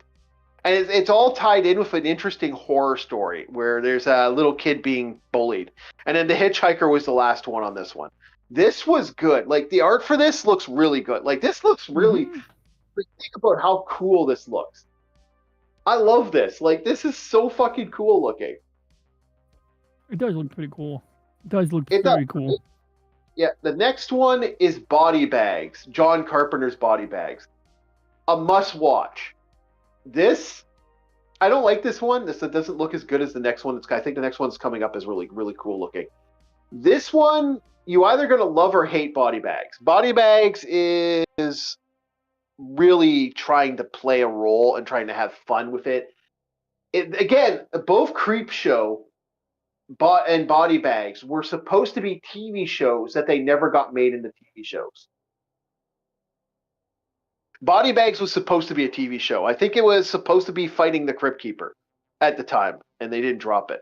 The next on the list for us is Tales from the Dark Side, the movie.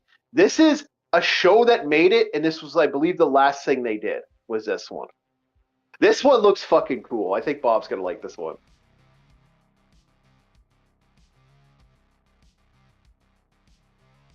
I want to put this on my wall. So this is Tales from the Dark Side. This is an interesting one because this one's not as scary. Like the other ones aren't really that scary, but it's not as scary as this. Like this one's pretty timid, but it's an interesting tale story. One of them has Christian Slater, and it's about a guy. He finds a way to bring mummies back from the dead, and uses them against a bunch of people to get revenge. And then the second one is legitimately the second story I believe is, I'm trying to remember what the second story was. I can't remember. Real quick, Yep. while you're thinking of that, I'll be right back. I used the restroom. Oh, okay. We're gonna have to wait for Bob after this. The second story is, I can't remember the name. I can't remember the second. Oh, the second story was the cat. The second story was this guy fights a cat. Like this assassin fights a cat, and the cat, like, he has to try to take out a cat. It's an interesting story. The last one is a gargoyle story. I'm not going to ruin it. It's pretty obvious, but it's a good story. These are great horror. These are probably some of the great anthology horrors. And then we have one more, I believe, which is my new favorite, Trick or Treat. This is the best of modern anthology movies. This is next fucking level. This is Trick or Treat is next fucking level. Next level. Absolutely love Trick or Treat. So DJ, did you see any of these movies at all or no? So far I haven't seen any of them, but now I see. So the anthology is more of a print media project, huh? Well, sometimes yes. Usually an anthology movie usually has like 3 different stories melded or 4 different stories melded into one. So is the box art from the VHS, something like that? Yeah, so you would have like for example, you would lead into another story. So it's not just one story; it's 3 different ones. A good example of this would be: have you ever seen the Animatrix? Yeah, a little bit.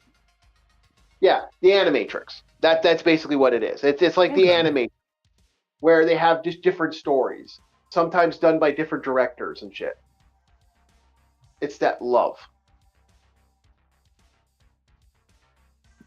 So that's kind of that love with that, and that's kind of where we have the love and the fun that is these type of movies. And they do a great job. And they're excuse me, got tired for a second. They're great. I do suggest if you ever watch these are actually really good.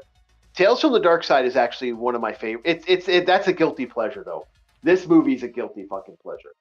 I absolutely love it. But Creep Show 2 and Creep Show are also very good. So this is my collection of anthology movies. And yeah, if you want to, so next week we'll have DJ's going to have to bring a collection of anthology movies for us that he likes. Mm-hmm. Yeah. Another good example is, you've ever seen the movie Heavy Metal? Ooh, yeah, that's a good one. There you go. That's an anthology movie right there. All right. Okay, boys. We are going to put up another cat, and we are waiting for Bob because we have a game to play. And to shit. I'm gonna have to. Dang it! 1 second here. What do? Have to drop this. Close this. Close this. Open up this. Put kitty cat back on. So we got a game for Bob, and once Bob shows up, we will start the game.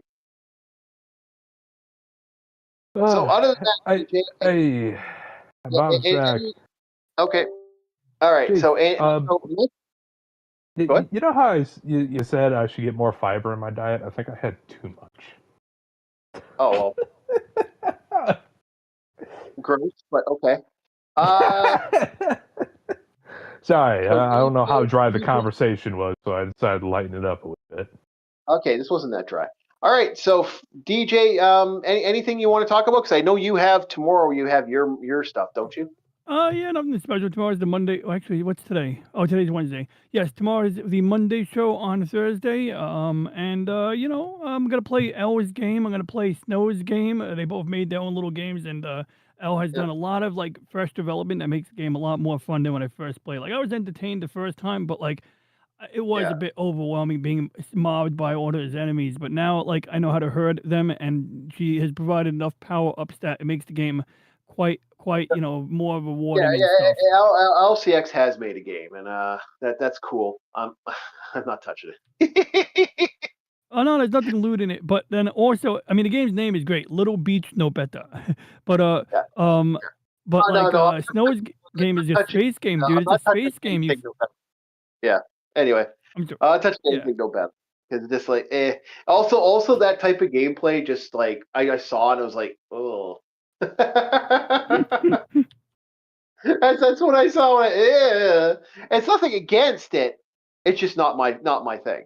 It's like having me play a bullet hell game. I'm not going to play a bullet hell game. Sorry, not happening. All right, so we have a new demo to look at today, boys. Hopefully this boots up.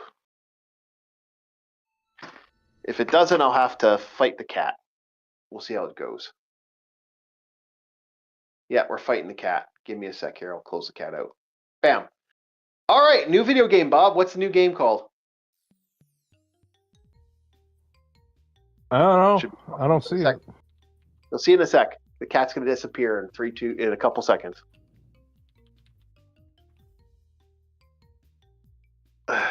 Hopefully it does. Hopefully it's going through. Everything is crap. Everything is crap. Crap. Crap. You gotta put some emphasis on it. Crap. Crap. CREB. We're gonna do difficulty 1. We're gonna start now. So I've never played this. All right. So the game plan is you are a slime. Is this like a roguelike? Because I noticed it says new run. Yes, it is. Very roguelike. It's actually very close to LCX's game. So I'm not exactly like, so we got an evolution, boys. So do we add fur? Do we add exoskeleton? Or do we add antlers? Oh, wait. Is it kind of like Spore where you evolve? Yeah. Yes, that's why I picked it up. Oh, my God. I kind of hope this comes out on console, or I'll get my PC. Yeah. It already has my interest. I would have gone with exoskeleton. If everything is crab, then you must enact the evolution known as carcinization. Yeah. Well, we're grabbing food. All right. So you must carcinogize. We're gonna do plated then. Everything is crab. We want to be a crab. Get that. You know, I tell you to get an exoskeleton, and then you're gonna end up getting like dragon wings and fire breath. Yeah, problem is I can't kill anything now. I'm having a hell of a time killing stuff. Yeah, this is very twin sticks. That's why I don't like it. I love twin sticks. This is twin sticks. That's why I was like, man. I would say, man. First Helldivers was a twin stick shooter. Yeah. Hell yeah. Though, yeah, having some range would be nice. That way your prey can't get away so easily. Oh yeah, I'm killing my prey right now. All right, Carpris or Beak or plated level 2. We're gonna go Carpris. We're gonna add more resistance. We are a exoskeleton creature. A carapace? Yes, Okay, I was like, what the hell is a Capri Sun? Carpris. Sorry. Uh-oh, we got the big one. We got, I killed the big one. Now, the thing is, I noticed that it had, what is it, armored level 2? Yeah. And I was like, hell, if you keep this up, you're gonna turn into a horseshoe crab. That's thinking about it. Well, we got our damage attempt here, charm nearby enemies, generate vegetation food around you. Honestly, that all those are things horseshoe crabs do. They are quite charming for being a living fossil. Yeah. Okay, we're gonna get fungus to grow around us more, and we're starting to see I gotta ask you, Chief. Elder Scrolls question. Go ahead. Where do the Dark Elves get their fucking chitin? I know you got the Silk Striders, but like, what else is on Morrowind that produces chitin that's that thick? Yeah. I'm being real. Because I noticed the reason I don't count bone mold is because it's a mold. It's not actually, you know, what do you call it? Even though the bone mold shield in Skyrim looks like a horseshoe crab, it's still a mold. Now, if that shit was chitin, I'd be like, are you telling me Morrowind has giant horseshoe crabs? Like, I know they got the mud crab that looks like that kind of, but they're not that big. All right, so we were consumed. Beware. All right, so we have reached extinction, boys. Sorry. Oh, Chief, were you picked up and dropped like a nut? Yep. Oh, he got the lifter dropper treatment. Unfortunately. So we're I'm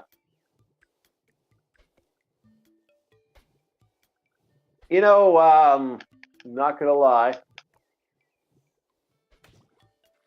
I'm hunting. Okay, so what are we doing here? We are more eyes. Let's get some more eyes this time.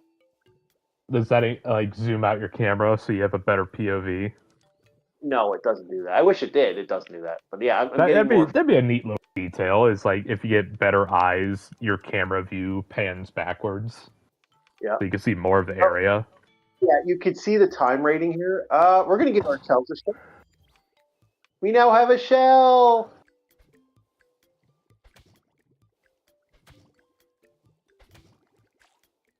And now we're eating. Hell, when it comes to roguelikes, I was kind of proud of myself yesterday. I unlocked the Drifter. Cool. Like normally that wouldn't be such an issue, but the giant eye boss, I forget what his name is in the Alloyed Collective DLC, motherfucker has an absurd amount of health. Mm-hmm. We're gonna go one more time. We're gonna try to re-roll evolution here. We want. And I know there's people who are like, oh, Risk of Rain 2, it needs to be harder, so they get things like Eclipse mods and shit. I'm like, Jesus, dude. The game's already tough enough sometimes.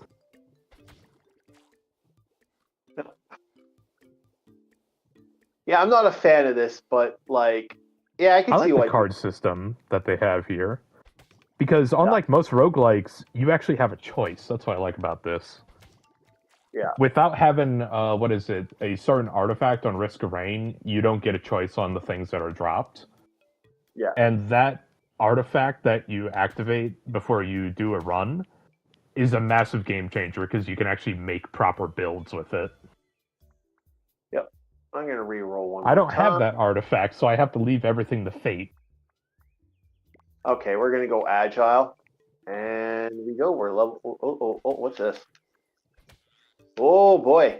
He's nasty. Ooh! I killed the creature that was evolving. Killed an evolver. Get away from my prey. It's like, you take the best aspects of, Feeding Frenzy and Spore. Yeah. Ooh, I kind of give it that nice pixel art like Stardew. It's kind of a charming little game. Yeah. Cranium. Let's give myself some regenerative tissue. Make ourselves special. Hey Google, lights red. Yeah. So DJ, you brought something to the table today. So apparently, a certain game we talked about on Rumble last night apparently has been delisted because of trolling. Apparently. Yeah, that is correct. And so I began the process of trying to download it, but it's taking a little bit of work on the coding side because you have to set up your own local server to run the JavaScript components and stuff like that. But I want to get it off the archive site because I don't want them to delist it from the archive, or I don't want the archive site getting, taken down and then not have it. Yeah. I get what you're saying. I was planning on playing that game. I was planning on playing that game, damn it. Based Amelia was too strong for the British government. Yep. Okay, we can leech. We can damage increase physical for abilities. We can leech. Or we can add saliva. I'm gonna go damage increased by physical ability for 5 seconds. I'm gonna do leech. Let's make ourselves more leech-like. All right, we are a vertebrate. We are now becoming more of a shell creature. A being of yeast, an invertebrate. Yep. Now we get the anger of leech. We get to leech these bastards. Got them. Okay. Got to get It's like those when you're in the evolutions. cell stage in a spore. The moment you get the proboscis, you're busted. Yep. I'm just trying to sup these evolutions because you gotta be the big fish in the thing. So we can do regeneration level 2, or we can do stomach, or we can do wine. I'm gonna reroll, see what else I can get here. Alpha size. Oh, we get a bigger size. We get, you know what? Let's make ourselves an alpha. Let's alpha male ourselves. Let's make it so the smaller creatures don't want to fuck with us.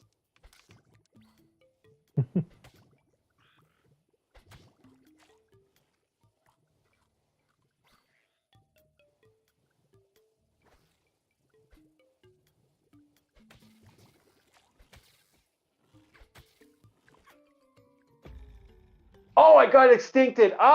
No. Let's keep going. This is actually okay. I'm starting to like this now that I've played it for a little bit. Okay.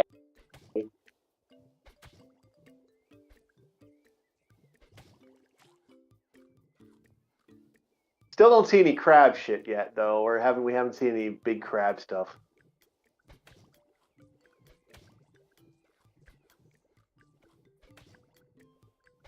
Although I do like the fact that the creatures actually do legit. Let's make ourselves physical tissue. Let's make ourselves beefy. We're gonna make ourselves monsters, and we're gonna go in a winter environment and see if that gives us any benefits. I wonder if different biomes gives you different benefits.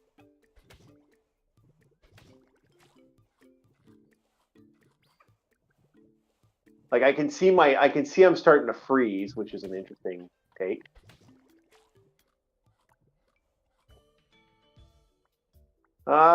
Fur. Okay, yeah, let's get some fur. Yeah, I don't know, like I said, I can start this actually is sort of making me a little more kind of like okay. So, but yeah, you can. This is interesting. Okay, I can see why people like these games. Like, definitely, like, I'm not a fan of the twin stick shit though. Like, I'm really not a fan of this. Yeah, I liked it because I liked it. It's like aiming a turret on a bomber plane, like. But I mean, I also like that. I didn't like the auto fire in keyboard mode, but then the new version of the game has that set up better. It's just that now twin sticks don't work. So I'm glad that Snow made the old version available.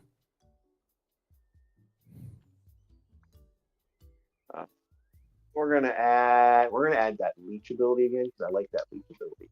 Okay, leeching, so I can.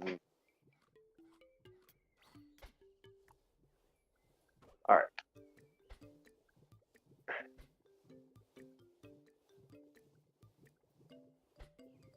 Come here. Come here.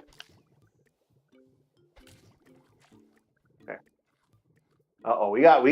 Wow, the herbivore's gone up. Oh, I got an attack radius finally.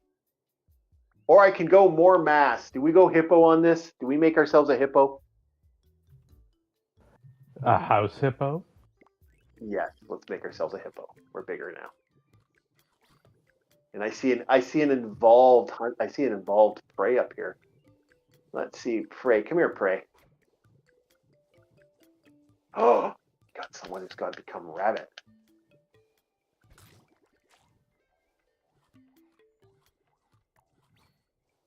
Oh, we got evolved rabbits up here. Come here, I want to bite you.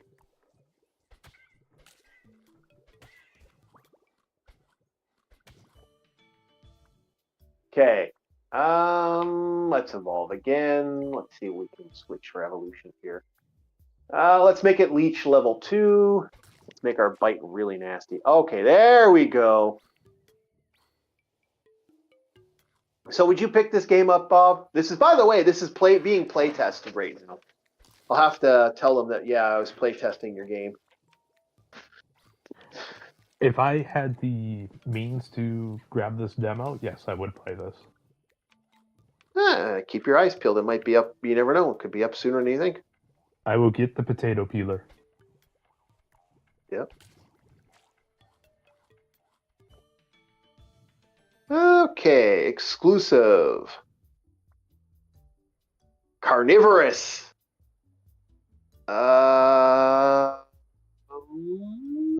We'll make ourselves a carnivore. We are now a carnivore. Get over here. You belong to me. Your food. Eat the food. Eat the people. Enjoy the house hippo. By the way, house hippo merch is available. So if you can get this, can I suggest something to you there, DJ, for that game that you're talking about? Look into there's some Java. Look into it. There's a Java game you can play. You can get it that way, maybe. Mm-hmm. Yeah, you might want to do that.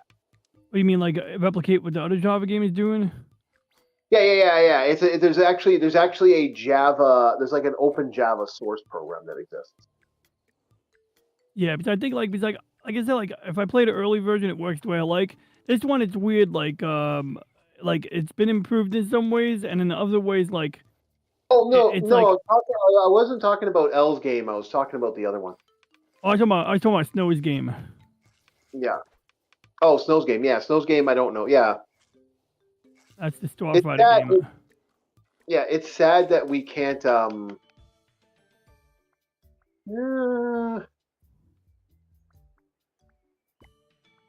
Let's see here. Yeah, it's funny that they ended up getting angry about stuff here. We're gonna go. I found something, DJ. What's It's absolutely beautiful. I put it in general.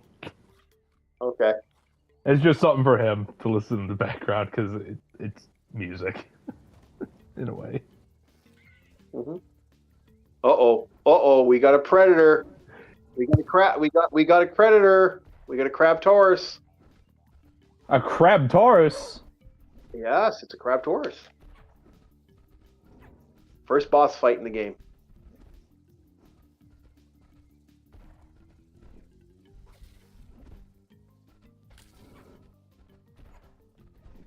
Oh yeah, this thing hurts.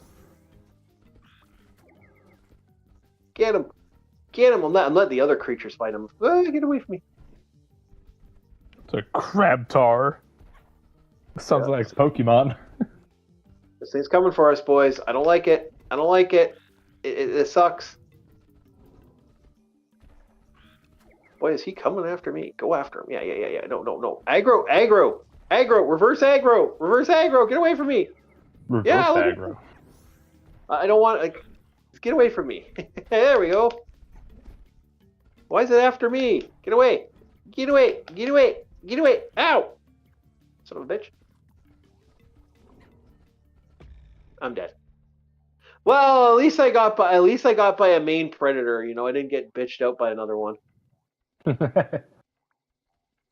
All right, so this is actually a pretty good game. I'm liking this. Sorry, talking the game. Yeah, I think this is a decent game. This is definitely one of those. Like, I hate to say this, if this was a phone game, I could see me playing this on the side. It's one of those like games where I feel like that would be more of a,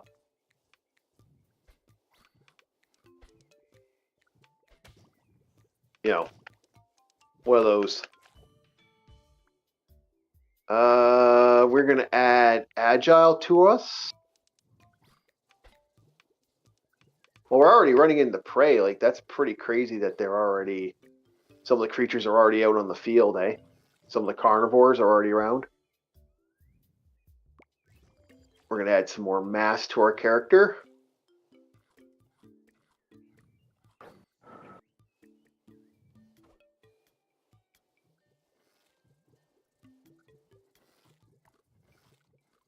I have noticed that some of the creatures, like, legit, like, this guy is not, like, he's not really fighting anything. He's just kind of like, you know, on the edge there, waiting for combat.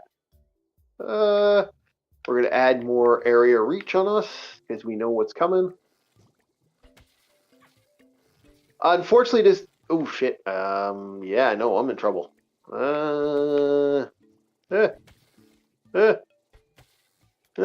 Okay, good. Get away from me!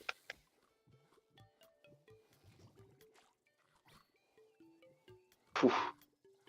I've also noticed the more you attack these guys, the more they come for you.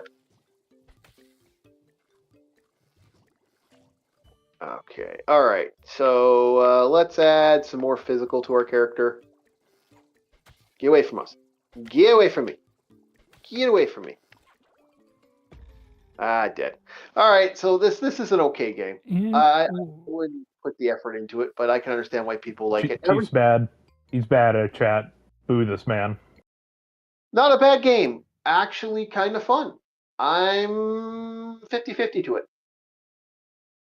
And I think I would like to try my hand at it. No, come on over to my house. You can try it. Are you willing to pay for the plane ticket? No. Oh, that's what I thought. Why would I? So we're going to go back to Reseteer. The closest. Why would he just throws somebody $1,000 and then I end up captured in a white van? That's I wake up with a bag over my head and a fucking PC in front of me with the game booted up. yeah. Okay, well, that's one hell of a... But you could have just paid for the plane ticket. Okay, so Reseteer's in here. We're going to fix Reseteer up a little bit. And we are going back to Capitalism Ho! The Reseteer game. The only game that I will play that's... See, the funny thing is like, it's nothing... this game I'll play.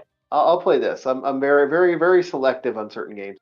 Like like I've played, I will still play test that game just because I've chosen to become a playtester for it. So I will keep playtesting it. But it is a interesting game, but it's a game I know I wouldn't play. I'll put a lot of money into it. All right, we're almost done for the night. We do have a sad thing to talk about.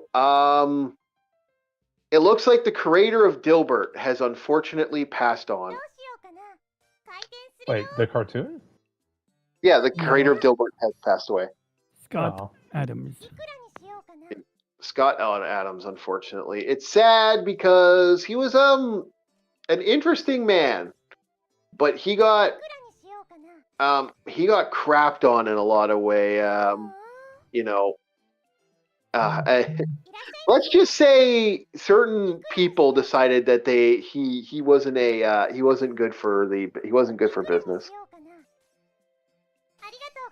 And they kind of went after him in a big way, which is sad because he was actually was actually one of the better guys out there, and it's a little funny that he just kind of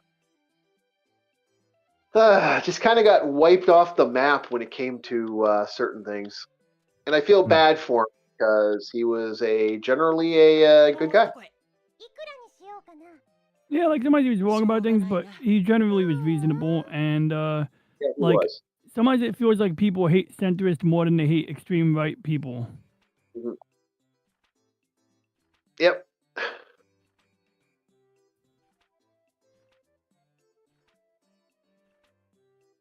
So yeah, I wasn't a fan of what happened to him, and I wasn't a fan of other things that kind of went down his road. It was a real sad thing that, seeing him go out the way he went. Although, like I said, one of my friends, we've been talking about that. I have a theory. Both me and my friend have a theory that they're going to most likely have him. They're going to have him do some stuff in a way that's going to kind of be laughable. Because he basically he had an idea. That there was a joke back in the day that he was going to do he was going to, like, when he passed away, the idea was he was going to make it that he's going to have one last comic be made, and the one last comic was supposed to. Okay. All right. Well, 61 then. Fuck off. Go away. Leave me alone. Leave me alone. I don't care. Fuck off. Okay. Yeah, okay. Yes, I understand. Okay. Fuck off. Go away, you AI. Go away with the tutorial. Fuck off. Okay, there we go. Oh no, the fairy shop game. Yeah. I got the tutorial bullshit. Okay, I don't. See, ladies and gentlemen, this is why you don't make deals with the Fae without knowing what you are doing.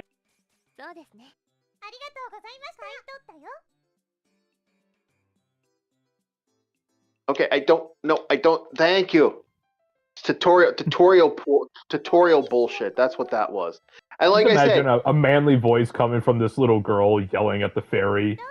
I know what I'm doing. Just. I sold ice to Eskimos. I know what I'm doing. yeah, exactly. Just this fucking deep guttural voice. And then she just goes back to being a little girl. Yeah. Okay, I will go 100, and I'm gonna do 120%. That's all right. That's okay. I made $40. That's not exactly my favorite price tag, but okay. So we're gonna go back into the dungeon because we need to. There's a couple things where, mainly right now we're gonna be looking at this. This is where we get the fun. Okay, we're gonna press escape key. I am skipping all events. Eat a dick, because this is where the game gets interesting. Here's where we make the real money, boys. The question is, do we make good money here? Because this is where we're going to be selling a lot of stuff instead of selling it in our own shop. This also is like, we want to, fuck off. Skip events. We are going to start selling stuff for different. We are going to do certain things. We are going to set up other stuff, and that's the game plan right now. Like, so in the morning, we're going to be going to the Adventurer Guild. We're going to be trying to buy stuff, and we're going to be trying to sell stuff for as much money as possible, because this is right at that point in the game where you're going to be going in. You're going to be hitting a lot of stuff. This is where Bob's life is going to get hurt. This will make Bob very sad. What did I do? Well, because Bob is not going to like the see. Here's the problem. This is where we get to the fun, where Bob has to necklace base price. What the hell do I have to do? Because Bob's not going to like this. Because Bob, unfortunately, here's the thing. Bob, Yeah, see, Bob doesn't like certain games that have that where you always have stuff to do. We are going to have that come up very quickly. Oh, you're talking like a Stardew Valley situation where my anxiety's flipping off because the weakness of the flesh cannot go past fucking 2 in the morning. Are you kidding me? Yeah, I pulled all-nighters, bitch! It's like you telling me my farmer can't do that? Bruh. Oh yeah. We are cut from a different cloth. Oh yeah. We are. That's why I was losing my shit in Stardew. Is like, dude, it's 2 in the morning. Why am I falling over? This makes no sense. Dungeon is, this is going to be the dungeon shit where, unfortunately, like I said, people say you can skip they are right. You can cheat out and skip the dungeon, but you want that free money. You want that free money so bad. Like, that's the only problem. It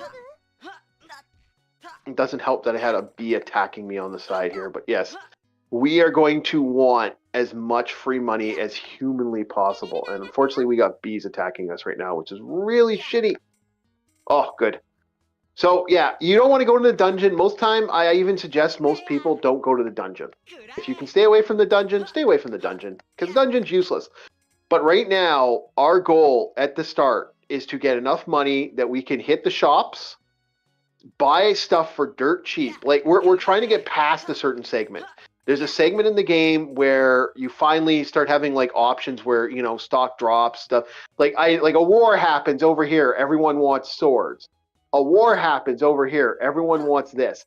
We want that option to pop up. Until then, we are trapped with this bullshit right now, doing this for a little bit. Like, I can understand why people hate this. Hey, Empire of the West. I heard you need gunpowder. Yep. Well, I got what you need. Yeah. Well, yeah. We're gonna be getting there. Trust me. We will be getting there. It just takes a while to get to it, and it's annoying as fuck. I'm not gonna lie. I hate that about this game. This is my one big pet peeve. Up to this point, we have to get to that part. Until we get to that part, this game forces us into this bullshit. And if I was forced to make money, I'd immediately start taking an apprenticeship in blacksmithing at this point. Well, in a way, you can. I would be dinging out so many fucking tools. In a way, we do. In a way, we do actually do that. The problem is, like I said, we're going to hit that point where we have to wait until we hit that point. That's the downside. We are in the annoying stage of this game right now. We're at that point where when that opens up, you never have to hit the dungeon again. I've even said that to people on multiple occasions. Don't even bother hitting the dungeon. It's not worth it. It's just not worth it. By the way. Yeah. But yeah, trust me, if I was able to, I'd be pulling multiple strings and I'd have a fucking grip on the iron industry. Yeah, sure. Yeah, sure, that guy can make mithril weapons for exorbitant amounts of money, and it's like a +2 sword. You have to go to bed you have to go to bed every day. That's the problem. You can't grind all night, all day, all night, and all day. You have to go to bed. The little girl needs her beauty rest. So unfortunately, she is going to have a bad day. As I was saying, given enough time, patience, and a level of give a fuck, that little shop will actually turn into a fucking factory within a month. You can. They're actually when you finally get into the debt of your dad, which is hysterical in this game. The debt of your dad, your dad's debt is one of the funnier things that I love about this game, and hate the fact that they're forcing a fucking she's 10 years old. She's a 10-year-old little girl, and she's forced. This is how you get a Tanya the Evil situation, man. Yep. She's gonna bury you in a shallow grave when you pass. Yeah, like that is awful. It's not Leona RPG awful. Don't play that game. Oh no, absolutely not. Like if you're gonna play that game, and I know DJ now knows about this game. DJ, you've been warned. Yep. You have been warned. I will fucking say that right now. Your ass has been warned. That game is Jesus fuck. Well, I don't see anything. It looks like a lovely game. Different game. It's not the one he's playing. No. This is reciteer. This isn't bad. This is a fairy forcing a little girl to be your servant, and then making her go into a dungeon, and luckily she can get other 10-year-olds to do adventures with her. Yeah, this is one of those moments where Bob will figure out. But what would be the magic equivalent to like super caffeine? Like, what is it in Naruto where you have like those little pills where they could train for 3 days straight? Think of that, except it would just be blacksmithing for 3 days straight. Yeah, I get what you're saying. Yeah. If I'm paying off a debt, that is legit the only thing that gets me off my ass is if I have to do something.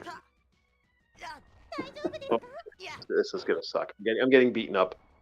Somebody once described me as who's that one guy that always reads a book? The white-haired guy, some other dude in Naruto. Kakashi? He's really smart, but he just doesn't. Oh man, you are roboting like you wouldn't believe, Bob. Oh, check your internet.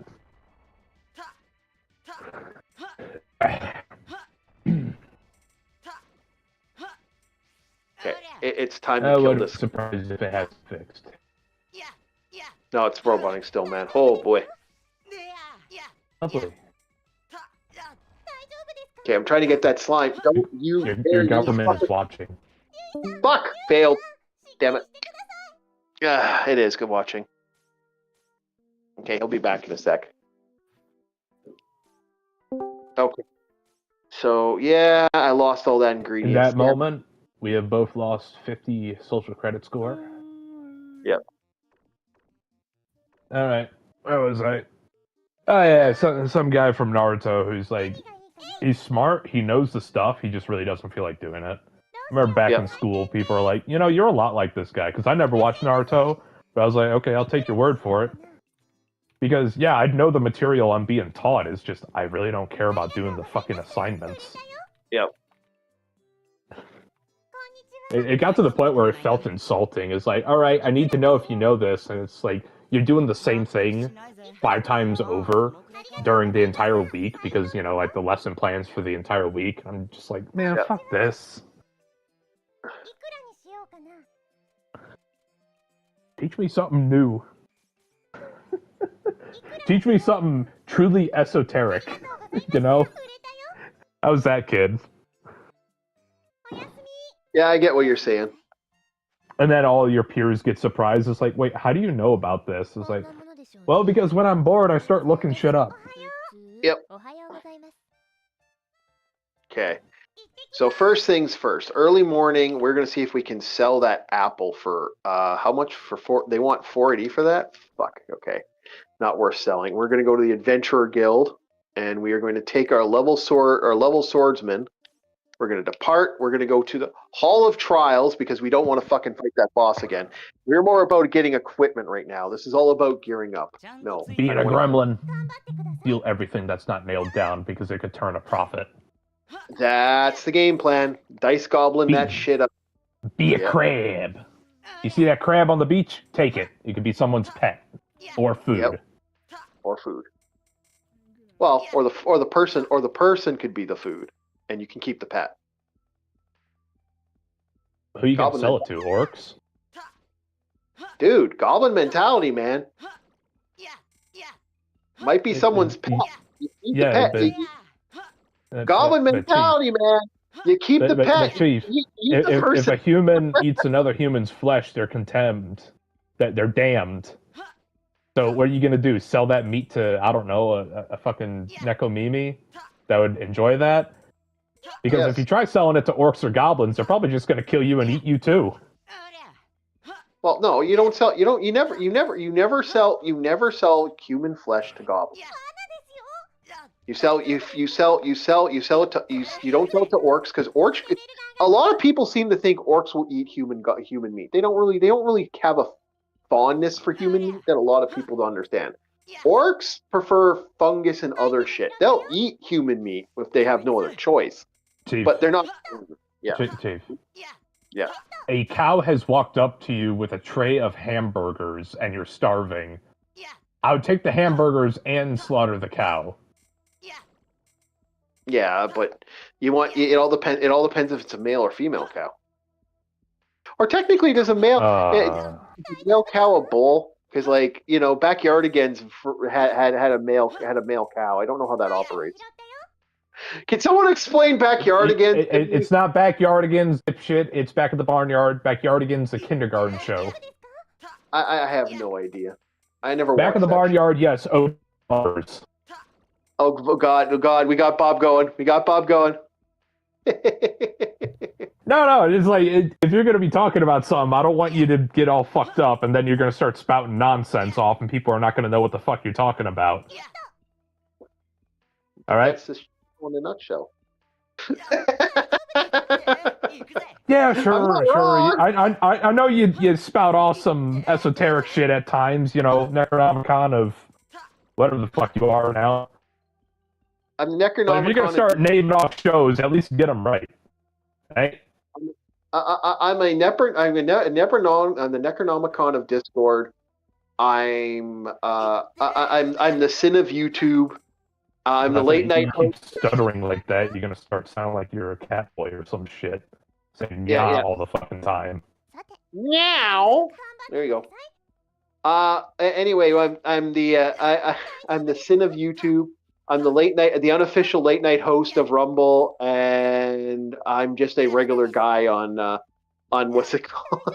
Hey, Gabi, you want to make 5 silver? Put some Alka-Seltzer in his water. All right. So yeah, no, we got some fun stuff coming up. So for tomorrow morning, we're going to be doing cool box art. We're going to be doing box art that we found those kind of looked interesting for video games tomorrow. We're still doing the box art stuff, and will we be continuing Chronos Trigger, the game Bob hates? There's a lot of games you play that I hate, but 90% of the time it's because it's a fucking JRPG, and I despise turn-based. Oh boy, I love wasting time in menus. Lovely. How about I just fuck someone up with my bare hands? I think I'd prefer doing that. See, I don't want to play the JRPGs either, but you guys, they vote for it, so we're going to play the JRPGs. That's how it works. Oh. I would rather play the JRPGs on my time. Like, I was offering everyone, Silent Hill. I was offering everyone all this awesome stuff, and it's like, see, the platformers I don't mind. Yoshi's Island, I get that. Mario Bros, I get that. Metroid. But the turn-based shit, I'm just like, oh. Dude, every time. It's every time. I think it's because it's very personal. Personable. Is like, when you're playing it, you're enjoying it because you're the one selecting everything. But if you're just watching it, it's like, what the fuck am I doing here? But that's my perspective. That's just me. Can I be honest? People like it. I don't know what to say to you. People like what I'm playing, and they actually have a lot of fun. I will say this. I will say this. At least you're not playing a MOBA. I will take a JRPG over a MOBA any day. I leave the MOBA stuff to LCX, because LCX actually will play Mobile Legends. Oh, dude, like MOBAs, League of Legends, go fuck yourself. Mobile Legends. Like, I understand the concept of a roguelike is whenever you die, you lose all your items and you got to start over again. Yeah. But the thing with a MOBA is you're not being fucked up by a bot that you could say, fuck you, the director fucked me over. No, it's some other asshole who's playing the same clown show you are. And what happens at the end? Congratulations, you won. Now start over, bitch. Yep. I fucking hate MOBAs. At least roguelikes, you could be fucking busted. And you have that little 5 seconds of playing God before you get a little too big for your pants and you die. It's happened a lot in a lot of roguelikes I played. Yep. I get what you're saying. Oh my god. Yeah, do you guys see the new turnstiles they're putting in New York? I see them at the Fulton Street station, and I only ever have to exit through them. I still go to normal turnstiles in Brooklyn, but they're like glass doors, and like I saw this YouTube short where like people were trying to go in like with the kid, and then the door slams shut on the person as soon as they like on the person behind the first person as soon as they like go through, and you got like a guy's backpack is stuck in the doors, another guy got his head stuck in the door, and it's like the video is bitching and God. moaning like 7.3 million spent on fare evasion prevention. It's like, well, fuck, pay your fare, bitches. I'm sorry, I think like I know it's like students are poor, but it's like you pay to ride the train. That's how this works. I don't get it. There's I don't also get a it. subscription am I service, off like a base a little bit card. here? Huh? There's also for those cities with transportation, it's similar to like a bus card. There's a subscription for it. And You could just have like a little they pay for fucking Metro card. And the thing is that Yeah. they do offer a discount program. You can sign up. You can say, hey, I'm poor. These people who go and jump the turnstiles don't sign up for the program to get the discounted fare. That's also on them. It's like, you know, maybe they could make it more clear that people can sign up for reduced fare. And I get it. You get a reduced fare card and you leave it at home. And what do you do, right? Like I remember when I had a student Metro card, the bus driver would just have to let you on the bus if they were cool. But it's like there are ways to deal with this, you know. And I don't know, people just think they can just get a free ride. Literally, I don't know. I just don't get it. I will never understand. Because even when I was homeless, what was it, like the little homeless center that I was staying at? If you ask the guy at the desk, it's like, hey, can I get a 24-hour bus pass? They'd sign one up and give it to you. And I'd take it to go to the library or, you know, pull the strings that I needed to pull to get out of that situation. And it was free like, because it's like, hey, you're on trying times and you need transportation, here you go. And that's the other thing. Like even like I remember like this lady was called my doctor's office. She goes, "Oh, do you guys provide Metro cards?" And they were like, "No, that's the card we used to use. Now we call it Omni." But like apparently some of the Medicare clinics do provide a Metro card when you go there, so that you can have fare to go to or from. Yeah. Yeah. The only scary thing about buses actually isn't just the clientele. It's actually knowing if you're on the right bus route. I always have that fucking anxiety. Is like, did I get on the right bus? We're going opposite of the direction I need to go, and then the bus takes like 2 left turns, and I'm like, oh, okay, I got on the right one. I hate when it happens. Yeah, I forgot my express bus. Like, sometimes I get on the bus that goes to the wrong side of the island, and then I'll have to go take an Uber home for like $10. But like one time there was like a detour situation or something where the bus driver was new to the route, and the GPS in the bus wasn't telling him where to go, so he went the wrong way, and then like he had to turn like twice because the lady missed her stop. So I never seen a bus go back to the previous stop, but this guy did it twice. I've seen it happen. Job. Yep, just trying to do his job. I get that. You gotta live your life, man. The guy was cool. When I left the bus, I told him we do it for the pension. Yeah. I got a laugh out of the guy. No, you're wrong. I haven't taken a bus in a while, and I'm thankful for that because fuck these buses if I don't have to. Like, I really fucking hate the buses in the area.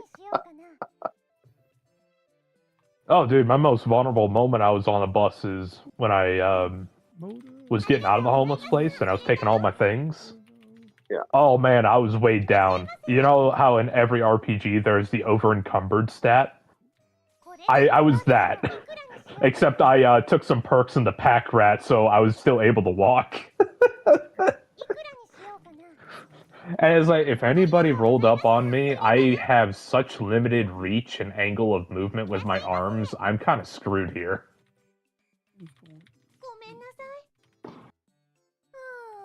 I hate how they're asking for ingredients now. They're doing the ingredient shit. Just like, fuck. Okay, wait, people are robbing people asking for ingredients?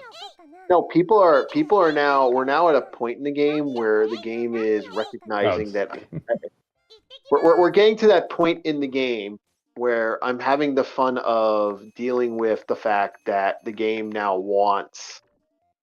I gotta have the ingredient bullshit going on right now. So it's one of those fights. It's one of those catch-22s. Oh, hello, shopkeep. Do you have green leaf and slime gel or whatever the fuck? Yeah. Fuck off. Fuck off, you fairy bastard. Forcing a little girl to work. What a cocksucker.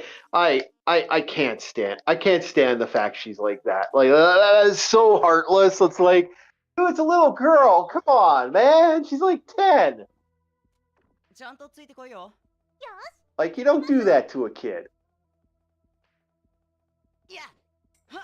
Like, let's send a little girl into a dungeon, okay? I've seen Goblin Slayer. You don't send little girls into dungeons.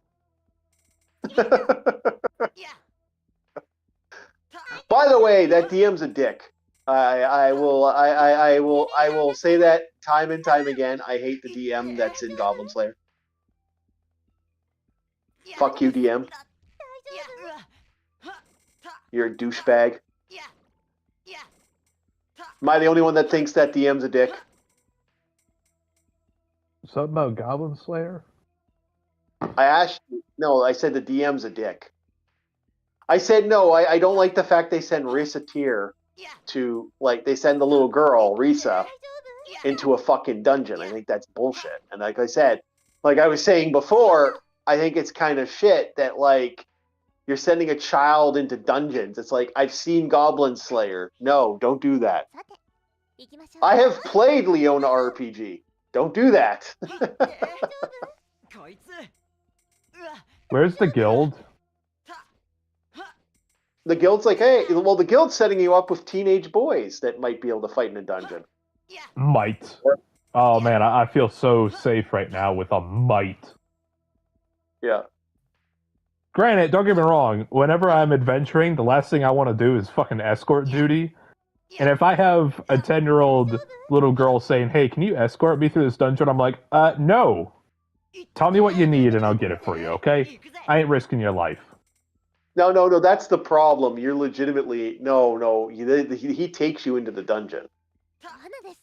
I know, I understand that for gameplay purposes, but it's like, no, I'm not doing escort duty. And then every time he gets hit, or one of the characters gets hit, she's like, you hear that non-stop. Yeah. Wah. Yeah, Bob, yeah, no, it's bad. It's real bad. Oh no, you got hit. It's like, I'm tired, Grandpa. Well, it's too damn bad. I like this game for other reasons. Like, this game is fun for certain reasons, but like, I don't deny this is such a bullshit game.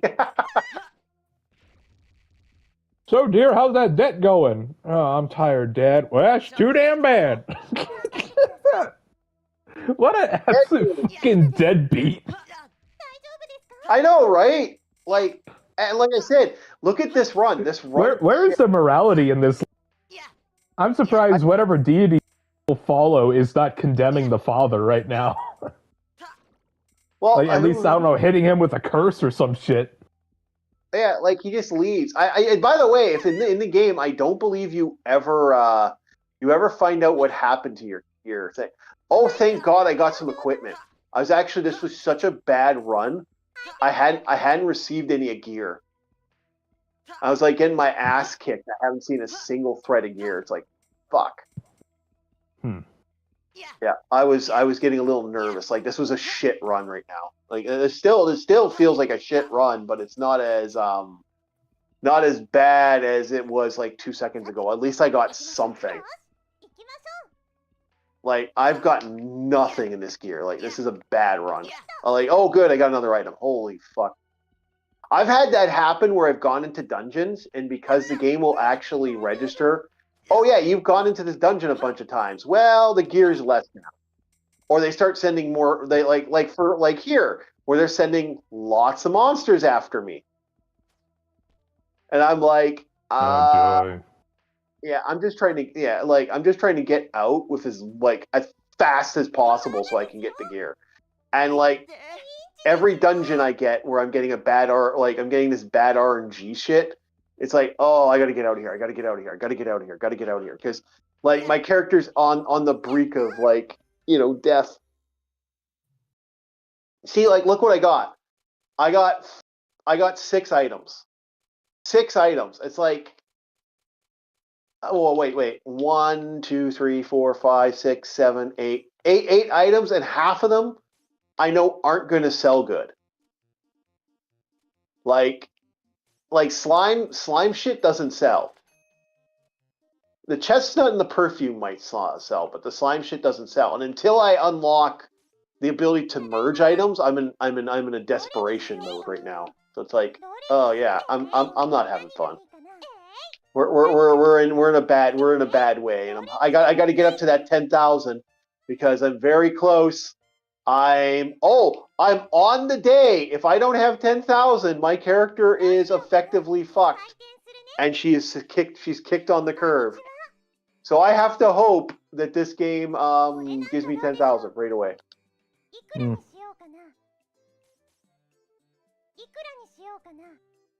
Yep. We'll go.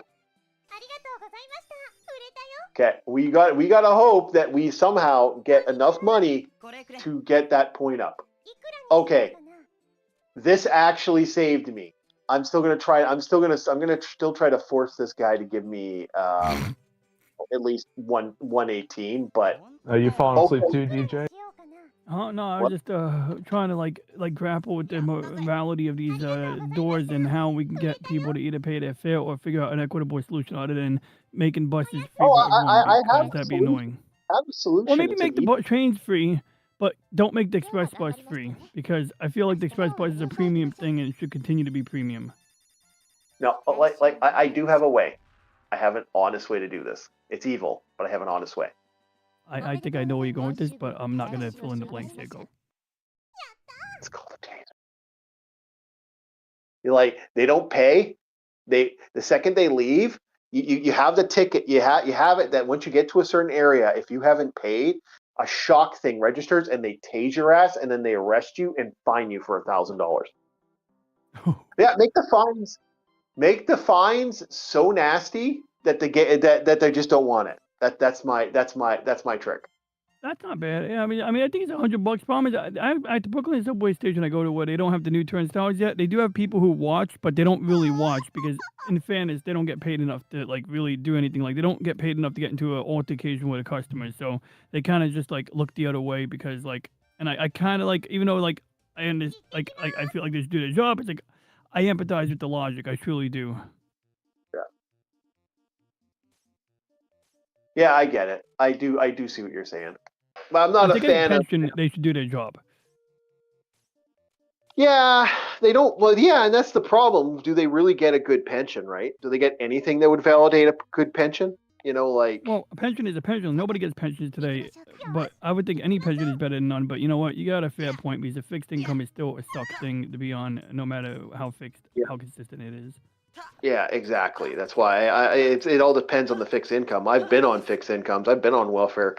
Yeah, it's not fun. $350 a month to go to school, man, was not worth it. When you know the best I could when my rent and all my bills came up to 217. It's like, you know, ramen.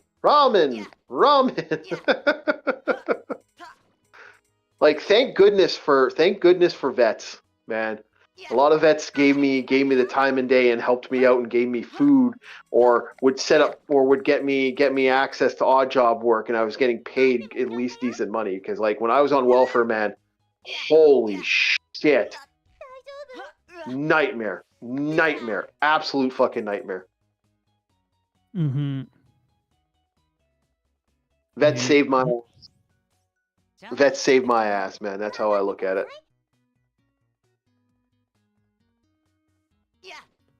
I was not a fan of the bullshit that happened to me though. It was like that some of the stuff that they did is just like, yeah.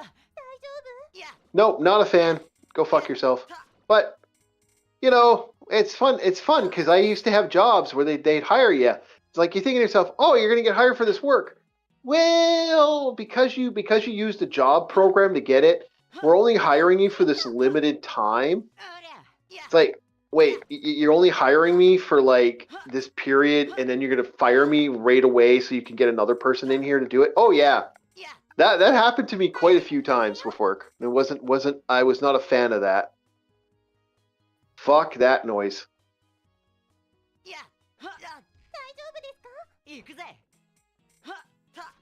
But that's life, I guess, right?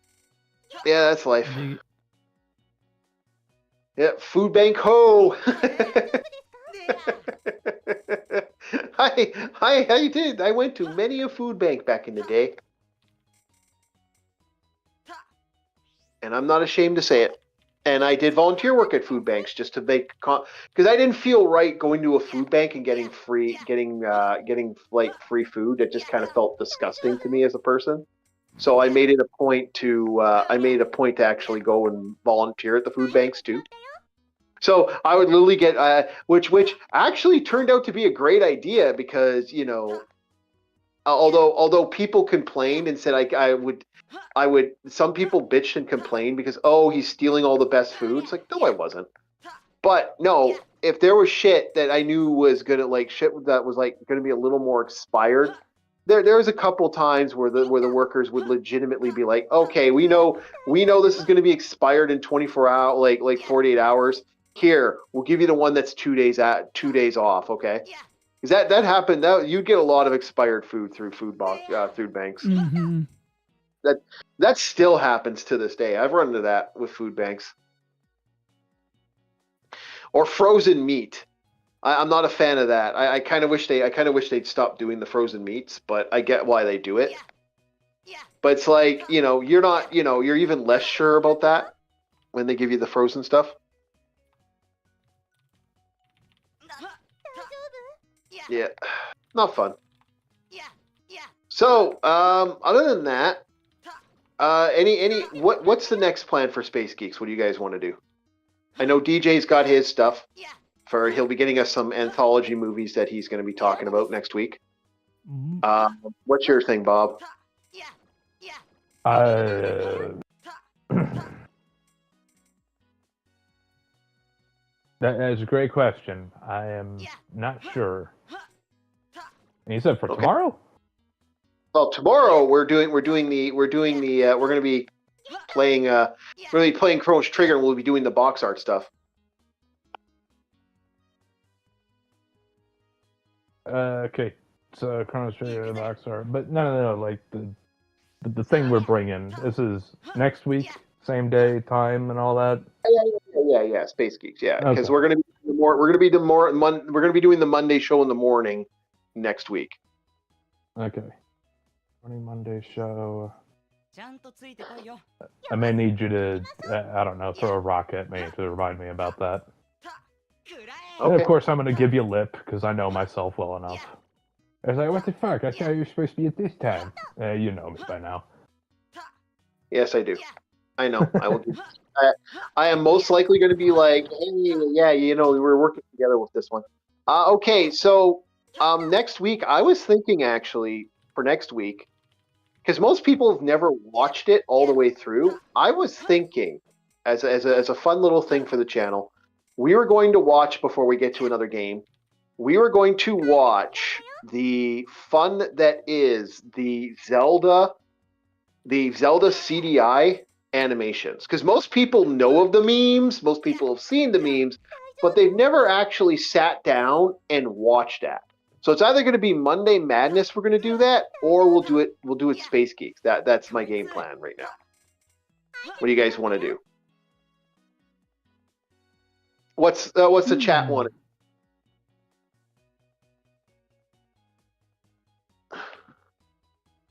Yeah.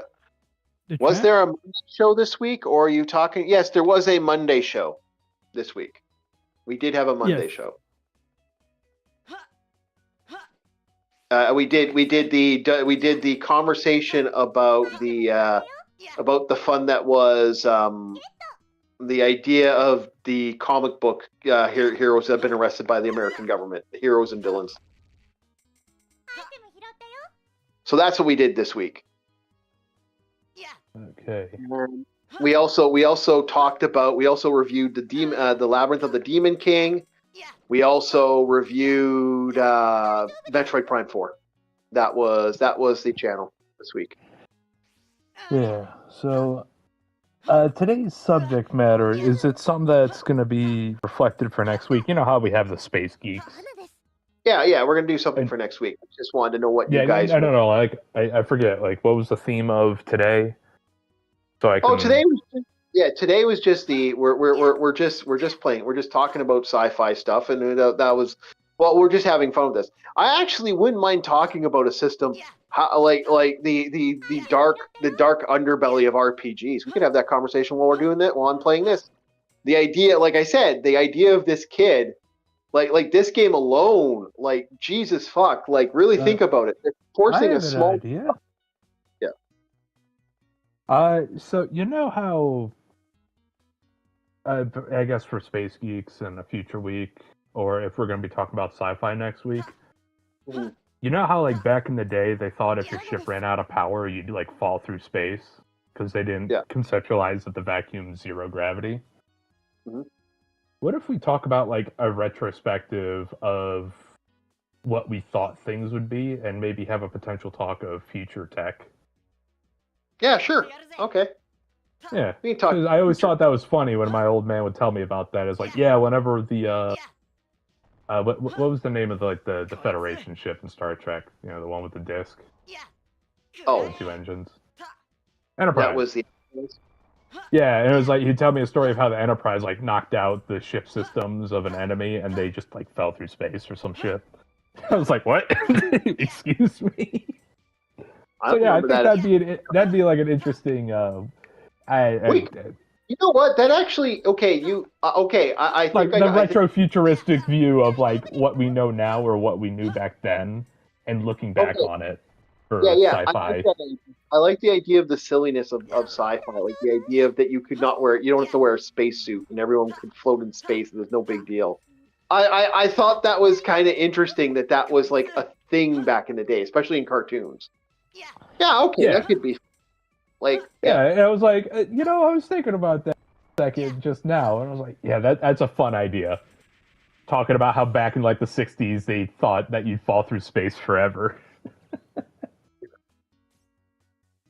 yeah, okay, yeah, all right. Oh, I like that one. That one actually, you got my attention with that one. DJ, what's your thoughts on that? You like that idea? We talk about the weird stuff with back in the day, why like you know the weirdness of suit to suit of back that silliness. How you feel about that one? Mm-hmm. Yeah, okay, all right, there we go. Yeah. There we go. Because it's something I can get behind as well. Because I'm sure somewhere down in the future, maybe, I don't know, 60 years from now, there'll be like concepts in science that people in 60 years in the future would be laughing at us the same way as we laughed at people from the 60s and 80s for what they thought. Yeah, Because that's just the exactly. human thing. That's what we do. Yeah, yeah, okay, there we go. That's not a bad idea. All right, I like that. Okay, we'll do that. Sounds like a plan. Hell yeah. So, same Oh, here we time go. next week. Prices of candy. Oh, the prices of candy has increased. Awesome. All right. Prices of candy has increased. Candy inflation? What? Yes, we're at Candy candy inflation. inflation. Candy boys. inflation? No. About to say, keep that away from Google. They're going to turn it into a monetized game of Match 3. Yeah. Oh, no. We're gonna have fun now. We got the fun that is. I'm gonna be putting out an apple for a higher price. This little girl's gonna go Tanya the Evil very shortly. Do you imagine that is like a mod for this game where it's a bitch to do, but eventually you'll be able to get people addicted to like online gambling through like these magical devices. Well, that seems a little evil, but yeah, I can see it. It's All right, like, so here we if go. you're gonna mod the shit out of this game, I'd do that. But it'd be a bitch to get like the magical tablets and shit. You'd have to go into like Ubermensch dungeon levels to get it because it has to be like some rare artifact, and then find a way to copy it. Okay, he wants a leather raincoat. You know what'll sell for 600? Oh shit, that'd be a fun idea too. Going off of that idea, you have two paths. You could either go like uber corporate monetization, or you could make an arcade. You can do interesting stuff in this game. You just got to be very careful with that. Will this little girl take that? No. Okay. You know what? Here, there. Take it, you little girl. Get the hell out of here, you little brat. Okay, come on. Ooh, buy an apple. I'm Give it. gonna go continue this on my phone. Well, I'm not gonna continue the stream. I'm gonna watch, but I'm gonna go eat dinner right now. Hey, well, thank you very much. We're actually about to end it very shortly. I am just going to be playing this until for the next little bit, and then once this is over, we're going to be setting up Space Geeks. Very shortly. Like tomorrow morning is going to be the fun one, and that's gonna be fun in its own right. Oh yeah, we're gonna have fun with that. Yeah. That sounds and then perfect. throwback Thursday, where we're gonna have a lot of fun watching Bob's hair pull out as he starts falling asleep while watching me play a video game. Well, at least you won't have to That's sleep usually how before. these go. It's become common knowledge at this point where near the end of the stream, Bob's like, I don't know what to talk about. I'm kind of just here right now.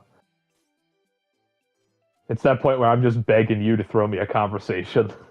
Just throw me something. Well, I am throwing you a nice conversation right now. The conversation is, like I said, the dark side of RPGs. Dark side of RPGs, and we're talking about this right now. Yeah, we're talking about this right now. Okay, I thought you were saving it for next week. No, this game we are playing a video game right now where a 10-year-old little girl. Okay. Yeah, I got the synopsis of the game. Yeah. So, dark side of RPGs, is this going to be like a full engrossing, like the worst RPGs we've ever seen?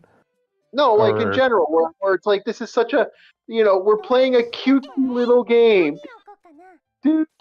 Oh, this is kind of like when we were having those sci-fi talks. It's like not every sci-fi is a dystopia, but every dystopia tends to be a sci-fi. Yeah. Okay. Yeah, because even nice RPGs can have really weird undertones. I mean, hell, what is it? Stardew Valley? The mayor is having an affair with Marnie. Yeah. Which, is that really an affair if you think about it? It's not really an affair because neither of them are married anymore, to my knowledge. Yeah. It's more of like, it's something that could affect his political career, so that's why he's trying to keep it secret, even though I swear that mayor is like pretty much almost a despot at this point. How long has he been mayor of this town? Entire life. Pretty much. It's like, at that point, you're not a mayor, you're like a fucking nobleman, and this is your court of peasants. Yeah. This is your fiefdom, Mr. Mayor. Exactly. And that's the thing. So there you go. I could beat you on that. Yeah, Stardew Valley, I picked up on a lot of things, and I'm like, I don't like the sound of that. I know this is supposed to be a really happy game, but my mind has witnessed too many things to just let this go. Yeah. Exactly. And like I said, there's a lot in here. And it just it's kind of funny how like some people just don't seem to notice like the weirdness of some of this stuff. Like if you play this like for example this game, you got to be very, very careful on what you do, and you're focusing on trying to get stuff done. And this is so dark. And another one, what's news? There's a signs of a boom of longswords among men who know quality. Oh, so you're likely to sell longswords if they're of decent quality? Oh, great. The Adventuring Guild's closed. Shit. Lovely. Yeah, so I can't go to the Adventuring Guild today and pick up, can I buy anything that's on sale right now? No, nothing's dropped. Shit. Okay, so let's go to the Merchant Guild. Any good longsword? They got one longsword, and it's a cheap price. You know what? We will see if we can sell that longsword for a little higher than the average price. And see if we can get a couple extra bucks. There's a price on heavy armor that has decreased. The price of candy has normalized. Shit. Ah, boo. You know what that means? This, I'm gonna take that off the shelf because I'm gonna get discounted like you wouldn't fucking believe. All right, so we gotta be smart about this. So next on the docket is like another good example of this is Chrono's Trigger. Like that game starts off in like an interesting way, and then it just slowly gets more and more dark as the game progresses.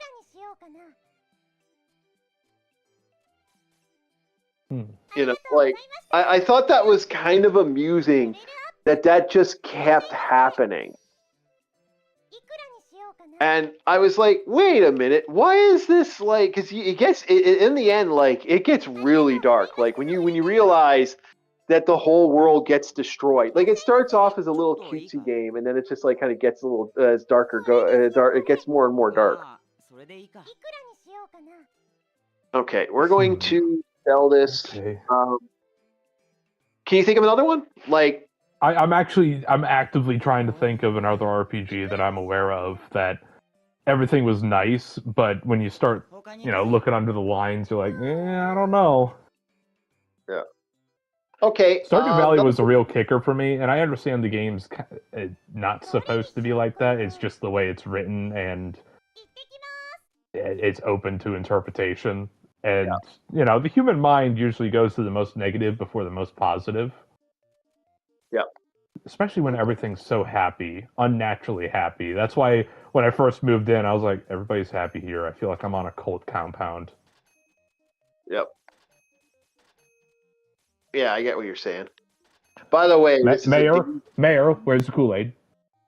Where where's did the you Kool-Aid? put the juice? There's a reason I never partook in the punch during every celebration. Yep. It's the reason why I poisoned all the punch. You son of a bitch! The fucking witch cackle. It's just like fucking Yeah. rubbing yeah. your hands together behind the tree, peeking over at everybody. Turns out your poison wasn't actually poison; it was just laxative. こういうのを探してるんだけどさ。 I've done it. これなんかどう？ Will he buy it? Nah, he's not. Fuck. Being a dink, I can't seem to sell stuff to him. Okay, he wants that showcase. I'm gonna bring it up to 2,000. See if he takes it. ありがとうございました。 Yes, 2,000. We're good. いらっしゃいませ。 Do you have a bracelet? No, I don't, unfortunately. And I'm waiting for food. I'm waiting for food to skyrocket so I can sell it at an increased price. I'm hoping that food goes up. おやすみなさい。 That's the game plan. I just bought a stock of food just for the sole purpose of selling food later. おはようございます。 Come on, starvation. The price of shields has increased. The swords boom has ended. Tiger piece items catch up on sale. Big bash surpassed BB end of year. Okay. Nothing of real, like, that's not really valuable right now. Another good one for interesting but dark, Secret of Mana. A lot of people don't really realize that Secret of Mana actually can be very, very dark. And I find it interesting that there's so many people that are like, oh yeah, Secret of Mana. I never really thought that game was dark. I'm like, really? Okay. Like, because the game is literally about human sacrifice in the end. Like, because that's basically the nutshell of every Mana game. Someone has to be sacrificed for the cause. Damn. That's Secret of Mana in a nutshell. Yeah. Would you consider Fire Emblem having dark points because you effectively inbreed? Oh, yeah. Oh! Even worse than that, Fire Emblem. My favorite moment in Fire Emblem is one of the more darker ones because, in all intents and purposes, really think about it. You are sacrificing if your character dies, he's dead, and that can ruin your game actually. Yeah. Like that could end the game for you if you're not careful. I've had that happen where I've had games just go fucking tits up because of just one bad fucking run. With that, like I've had, imagine having your highest level mage get wiped out when you're like in a situation where everything you're fighting is undead, or imagine your main. Because remember, anytime you lose the main character, game over. Hey man, I'll tell you one thing. There's one guy who could never die, and he is the best character in the entire fucking franchise, alright? Who's that? The gatekeeper. Yeah. All right, gatekeeper's best character. I will say this: they did change it now. Like I don't think it's as bad. Like because before, holy shit, you'd get owned. Like now it's kind of like it's a little less aggressive for that. Like Fire Emblem definitely is something that I would be more inclined to look into a little more for that. Like it's not as bad. Like, they took away the permadeaths. And I did specifically the game where they had the gatekeeper. Okay, sorry. Can I just nerd out for a little bit because I fucking love this story so much. Go ahead. You're all okay. You're all... So the tale of the gatekeeper, there is a thing. He's just an NPC. He's not even a playable unit. You cannot deploy him. He is just an NPC at the hub, at the school where you teach all your characters, the heroes, and the units. He's effectively kind of like your mailman, and he gives you an update of, hey, this person's doing good. Hey, how's your day been? Like, whenever you learn to roll back time so a character doesn't die, he kind of gets a little meta, and it's like, Professor, have you ever made a choice that you eventually regretted and kind of wish you were able to roll back time? Who am I kidding? It's just, ignore me. Everything's just as normal. He's like a genuine person, but the real kicker was there's a voting event that was happening for Fire Emblem. And it's like people's favorite waifu or husbando character that gets voted by fans. And whoever wins gets like a skin or it's a special celebration for them as like the top character. It's kind of like people voting on their favorite fucking Pokemon at this point. There was one year where people just out of spite and also a mixture of love for the character, voted Gatekeeper. He became an option that somebody probably put up as a joke. And as time went on, because every week there's like the count for like, okay, who got the most votes, and then there's the final day. Gatekeeper eventually got to third place. Then halfway through it, got to second place. Right before the final day, he fucking won. Which is kind of awesome in some ways, if you think about it. Yeah. It's like, My boy won! And the thing is, he's not some epic hero or anything, he's a guy doing his job. Yeah. And it's like, finally, the little guy gets something. I'm so happy for him. And anybody who wins, I think not only gets a skin, but also gets something special for their character, like an update to their abilities in their mobile game. Gatekeeper became a character in their mobile game, and his super ability is actually one of the best. He blows a horn, and the gates of the academy open up, and everybody just charges through. It's like a fucking Avengers Assemble moment. That's his super in the mobile game. That's cool, super. Yeah. He still does his job. I hope he gets paid extra, man. He works overtime. He's pretty much there all the time. Yep. But yeah, there's a video of somebody, you can probably look it up, and it's like The Legend of Gatekeeper for Fire Emblem, or Fire Emblem Gatekeeper. You may have to look a little bit, but there's a guy who went over the full synopsis and week-by-week updates, and he did a far better explanation than I could. Sorry, it was just a little bit of RPG history that I fucking loved, because I was still in high school when it was happening, and some people who were fans of Fire Emblem were losing their fucking minds. And that actively encouraged me to support Gatekeeper further. Yeah. I get what you're saying. Yeah. Nothing wrong with supporting something you like, like nothing with like, especially if it was something like that. Like I think Unicorn, although when the game crashes, when the game doesn't properly end, I'm not a fan. The waifu simulator. Yeah, the waifu sim. I love Unicorn Overlord. That game's awesome. Like I think it's some of the most beautiful art in a video game I've seen in a while. Yeah. Yeah, Heavy Knight is probably my favorite. Mm-hmm. But that's just because she's a dark-skinned waifu and she's very tall. Mm-hmm. God damn. Yep. No, hey, I'm about to say, hey. if I ever crash land on Amazon Island, I'm in trouble. Yes, you are.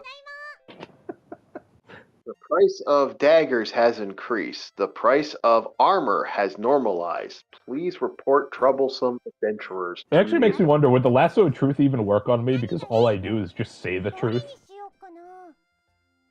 Oh no, it would register that you're not lying. 何を置こうかな。 That's all. Yeah, that's what I'm saying. It's like, I'm so upfront and straightforward. It's like, well, what do you want? And if it does sound like a lie, it's because I'm fucking forgetful as shit. どれにしよう Fucking か Chief な。 knows. Oh yeah, I know. I know. I run you in a D&D game. Yeah. Oh yeah. Oh yeah. What did I keep calling that fucking pyramid? Like the lost city of whatever the fuck. お疲 Yeah. れ様でした。 Even though it was just a pyramid, it wasn't the lost city of anything. もっとじゃあ行きましょう。仕事しますよ。今日も頑張っていこう。 Oh man. Now my question is, I understand I sat in the spooky chair. It was a really cool chair. I like the spooky chair. 開店 Yeah.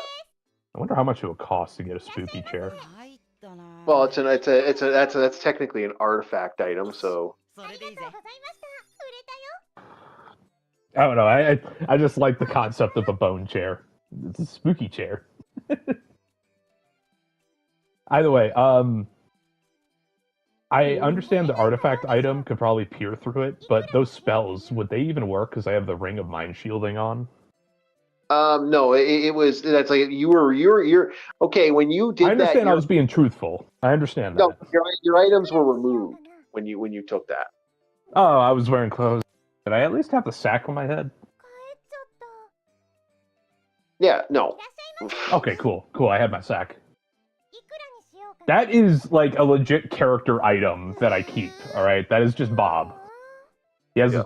for those who don't know, Bob wears a potato sack on his head with eye holes cut out because he thinks it keeps him incognito, even though it really doesn't. ございました。 It's just a quirk of the character that I liked.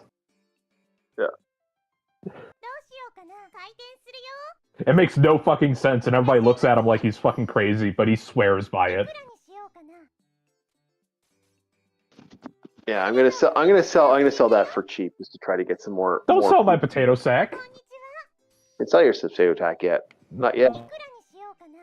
If I do look like the worst knockoff fucking, I was about I was Jason. Okay, 13. That Give one me that. time Jason didn't have the mask, he was like a fucking face. いらっしゃいませ。 That guy rolling around. これなんかどうでしょう。 Yeah, you went robot on us really bad, Bob. しようかな。 Oh damn! Again. Yeah, all over again. We're roboting. 売れたよ。 God damn. Hey, you're back now. I don't know what happened there. It's どれにしようかな。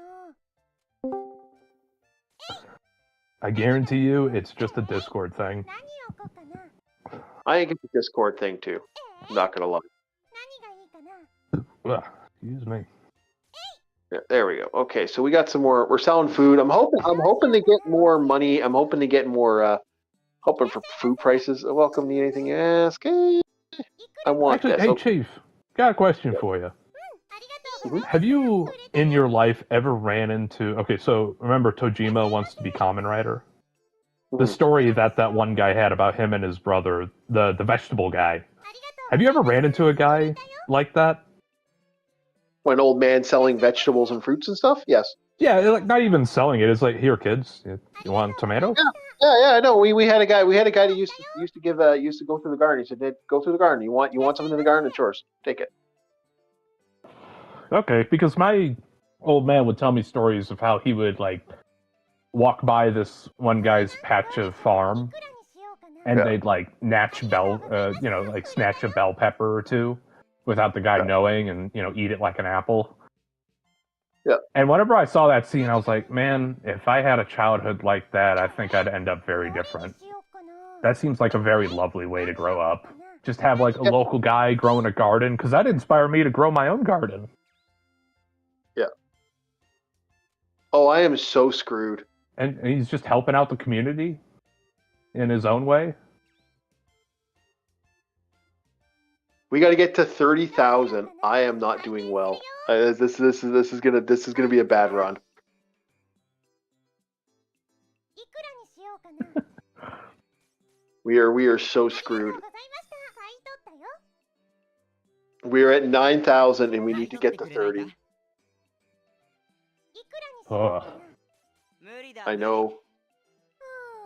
Like, legit, I had a fucking chill go down my spine, like, oh, that's a debt owed. Oh, no. ありがとうございました。 You're in trouble. いらっしゃいませ。いくらにしようかな。 I had a shitty RED. I had a shitty RNG. That happens. Oh, so you tell me this RPG's got, like, roguelike elements? Where you just get fucked over? Yeah, I just got fucked over. That's what just happened. I think she's not gonna make it, boys. お疲れです。 I gotta somehow, even though I've sold a lot of stuff, I gotta somehow get おはようござい to ます。 30,000. どれにし Oh, よ I'm うか dead. な。 I'm done. どれにしよう That just killed me. You get executed by the fairy? I got executed by society. Food prices Society? just dropped again. It's Oh, over. Yeah, it's over. My It's character so is done. Jover. It's so Jover. I am so fucked. It's so over. Even if I That like fairy's gonna make soup with your fucking eyeballs. Use Yeah, it as yeah. a martini glass. my only like saving grace is maybe I'll get lucky enough that like there's some equipment I get that actually might win the scenario. Like, but no, this is done. That ended me. Like if I would have got food increased, it would have, the game would have like, okay, I won. Yeah. I got Oh, 30,000. Got Yeah. a fake question. Yo. Is it ever possible to live happily with a hag?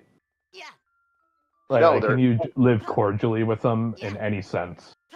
No, they don't like anybody. They're a hag. A hag is a hag. They Okay. have no value. Dude, they're the response of like, you know, an abused woman. All right. The reason I ask is modern D&D. Yeah. Because the only character I legit like in all of Baldur's Gate 3 is fucking Auntie Ethel, the Swamp Hag. Okay, Because she okay. feels like the only written character that's done right. Yeah, okay. That's a different beast. If you're asking me a fake question, then you say, oh, you got a D&D question. Okay, that I can. Oh, no, I thought one took from the other, you know? not always. Yes, you Okay. probably, because alignment then gets took it into consideration. 花です。 Okay, No, so chaotic good. Is it ever possible to be on semi-decent terms with a hag in D&D? Yeah, that happens all the time. They just stay away from her place, or some people will go there just to get food, or like they'll go there for the witch to, you know, give them items or help them out in some which way, you know, like help them out, like, oh, I need a love potion or something like that, and they'll sell their firstborn or something stupid like that. That's a little bit of a different beast. But if we're talking about an actual hag, さて、 then yeah, no, most okay. 行きましょう。 Yeah. Yeah. I don't even know if I should touch yokai. well, most Like, certain yokai. ones. There's certain ones. Like, what is it, Onibaba? The angry, murderous grandma with fucking kitchen knives? Yeah. 罠です。 Like Turbo Granny's a real thing, actually. For those that don't, those who know of the Dawn to Dawn anime. God, did that blow up that blow up weird? Yeah. But, what else? I'd say I actually need to do my research on what a Yasha is. I actually don't know myself. I can't remember. Yeah, I am Hold so. on. I was like, isn't the Yasha like a witch? No. Also, the troublesome thing with yokai is some of them you have to delineate between, like, what is it, pre and post Buddhist theory, because the Onis change so much. Yeah. It's like at one point they're a floating flaming demon head, and at another point they're an ogre. Oh no, Oni's a term of multiple creatures, dude. Oni's a race. It's not a fucking, what's it called? I'm doing that as like a basic. I'm gonna throw this out here real quick. Yeah. I understand a lot of things when it comes to yokai lore is a catch-all term. Well, no, okay. The thing is that they actually have races and shit. Like this is actually like they're race oriented creatures. Like they actually, an Oni had like some creatures would be considered Oni even though they're technically undead and vice versa. It's an interesting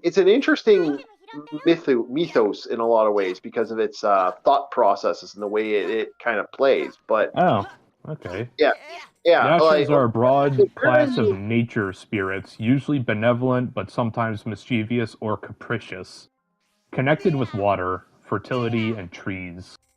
yeah. They have like different archetypes. It's like very similar to goblins are not fairies. They are, some people they're fake creatures, but the word fey is not necessarily it's not a one and done. Like the fey existence is not like that. Yeah. You know, the whole reason I was curious about the Yasha is their depiction in Neo 2. And I was like, God damn. Hello. Hello, fair lady. But yeah, you gotta be careful with the Yasha because their grab attack hits you with a death curse. They'll stab you with their glaive and take a voodoo doll or like some sort of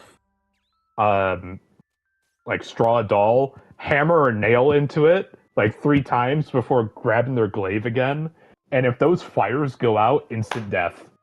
You have to kill them before their curse takes hold. I haven't played Neo in a long time. It's been when I played Neo 1. I don't think I played Neo 2. Yeah, the Yasha only show up in Darkness in the Capital DLC. Oh, I haven't played, like I said, I haven't played Neo 2 in forever, so I'm like, I vaguely remember it. You know what's sad? I just got to level 10. This actually might be a thing. But no, I'm pretty much doomed at this point. Even if I sell everything at the shop, I think we're done. It's not fair, poor little girl.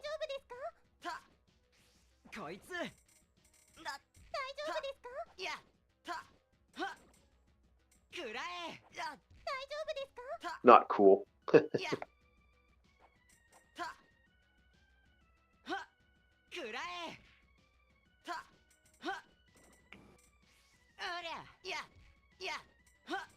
I'm gonna throw you some things real quick. Yeah.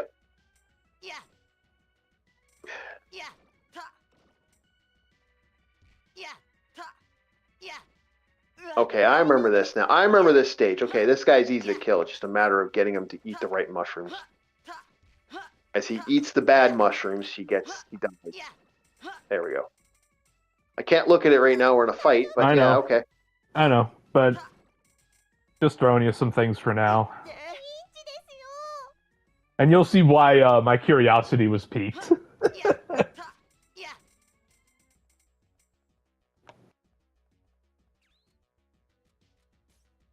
Do I have any more healing items in here? Now, was that an abridged quote from Cowboy Bebop? I love the woman that would literally just kill me.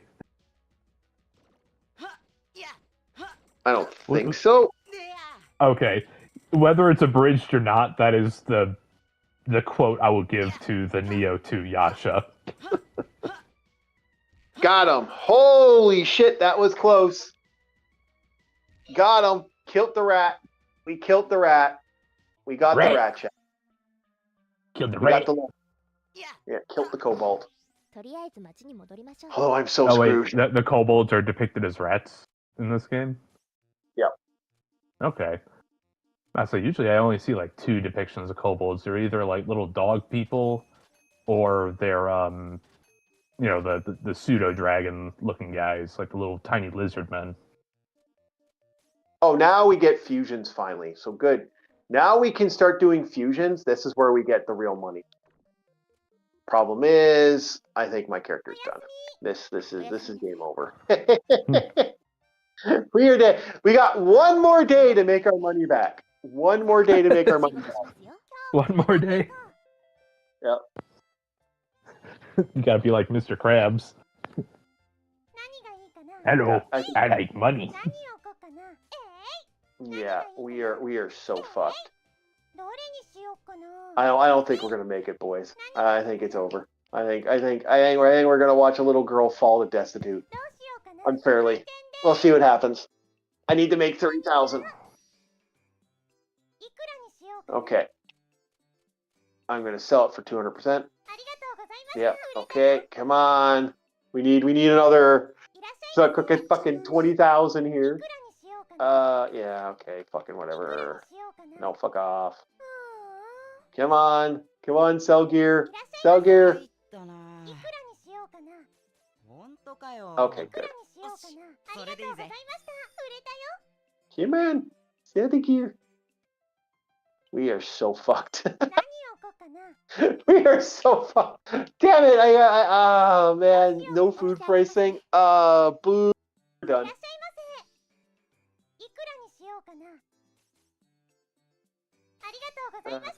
Okay. We'll see what happens here. Come on, one last thing here. Yeah, sure. Take it. Your last little bit of life here before my character loses all her money and she goes destitute and ends up in jail. Whatever. Nope. We are so fucked. Yeah, it's over. It's over. News. The price of armor has decreased. The price of food has normalized. Yeah, yay. I'm not even gonna bother. Maybe I can sell shit. Okay, you know what? I'm gonna just go to the. I'm gonna do a desperation move and hope for the best. We're going to the market and we're gonna sell all the items I have and hope I get enough money to do this. I don't think it's gonna go, but at least get us up a little bit. No, we're done. Well, yeah, it's over. Oh, we're done.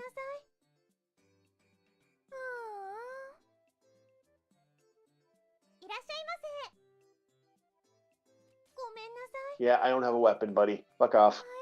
It's over. Game over. I'm tired. And we're done.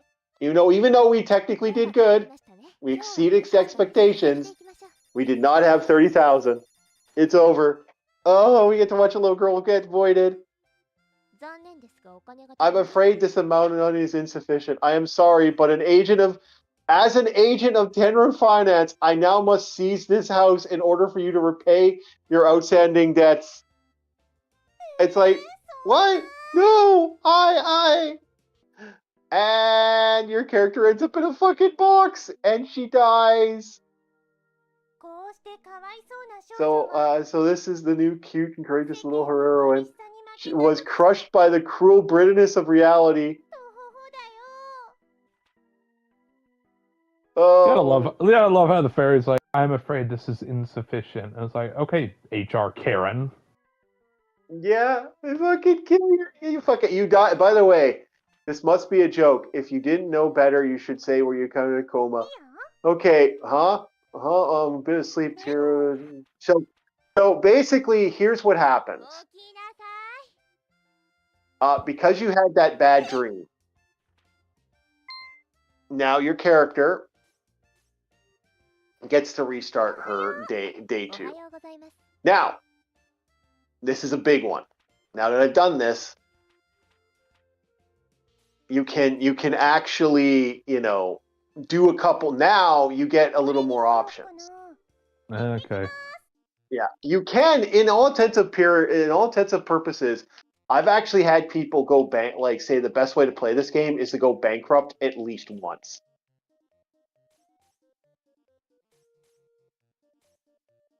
just to, just to get yourself leveled up. You get yourself equipment faster. You get yourself a couple more gear. You can cheat the game a little bit more just because now my character has more stuff.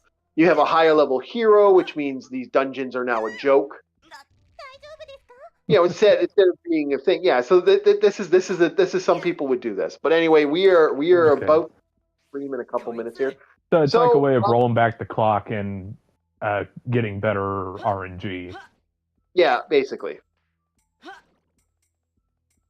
Like I said, I hate the dungeon. You can play this game and get the dungeon out. It's just you got to get that good RNG. If you get that good RNG and you get your debt paid, you can just keep going. And there's also a mode in this game I fucking hate. I have beaten it. I don't like it, but I've beaten it. The mode is a mode where you basically play the game as if your character never unachieves the debt. So the debt keeps wrapping up. Oh, so the fairy turns into a fucking loan shark. Yep. Yeah. It's no, me no likey. Yeah. That's dirty. That's stinky. That is dirty and stinky. I don't like it. Would you say that is something that is in line with, I guess you'd say, a malicious fairy? Yeah. Oh yeah. Oh, dude, I sent you. Did I send you that image? The animation of the fairy. I don't Where think the so. fairy. Oh, I gotta send you that. You know what? Let's see if I can find it. You know what? We'll end the night after this. We'll end the night with that. I'll see if I can find it. It's a great animation. I'll look up. 1 second here. I'll look it up right now. I was about to say, could just throw it to me. No, we'll end the night with it because it's going to be it's a really good. It's really good. Hold on here.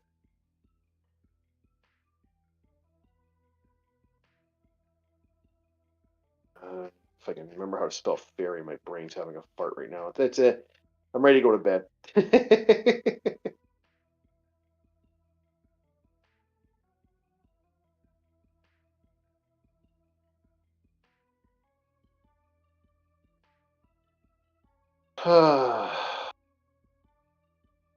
Halloween.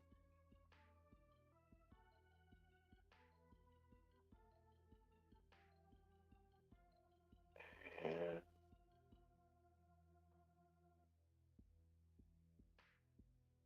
where is it? Fuck, I'm gonna have that one of those things. Wait, I'm gonna try this.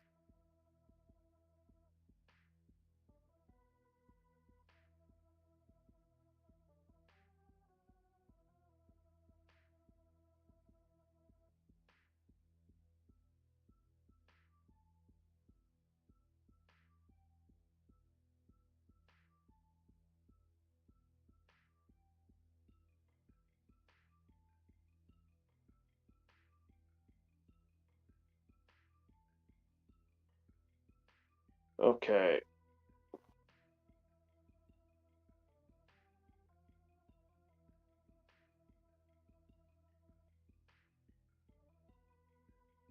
And where is it?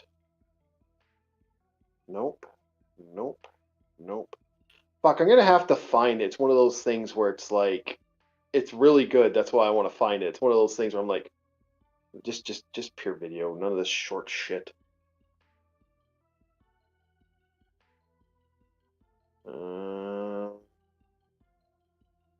Really cool too. Shit. Let's try. Or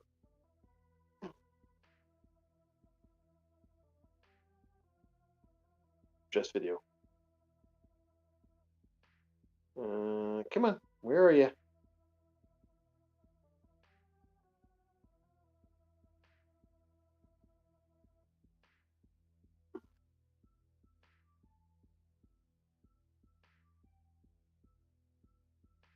Yeah, it's weird how YouTube will do that sometimes. Something was so good, and now I'm just getting all this weird Japanese crap, even though it's like we were talking about the Japanese shit, now it's just doing this. It's like, no, I'm looking for this one animation someone did.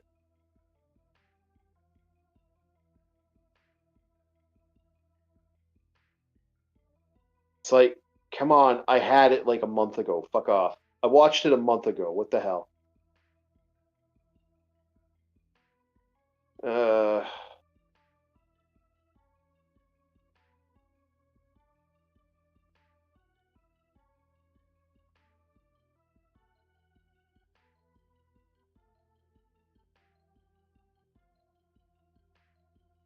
Do you believe in fairies? Let's try that.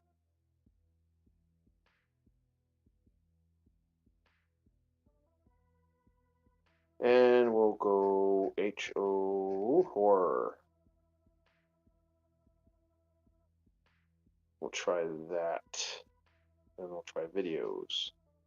Then we'll try watched. No results found. Then we'll try recently uploaded. Nope, that didn't work either. Damn it.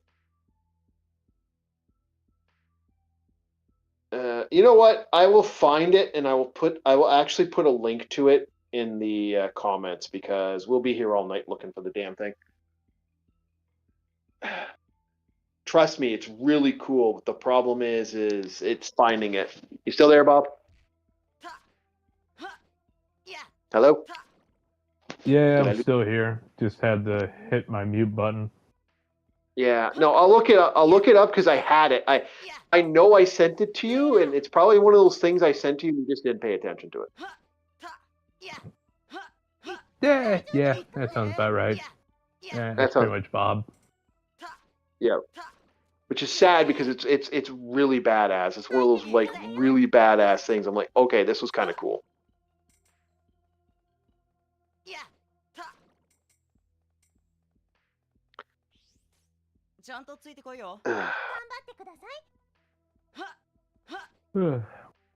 But yeah, no.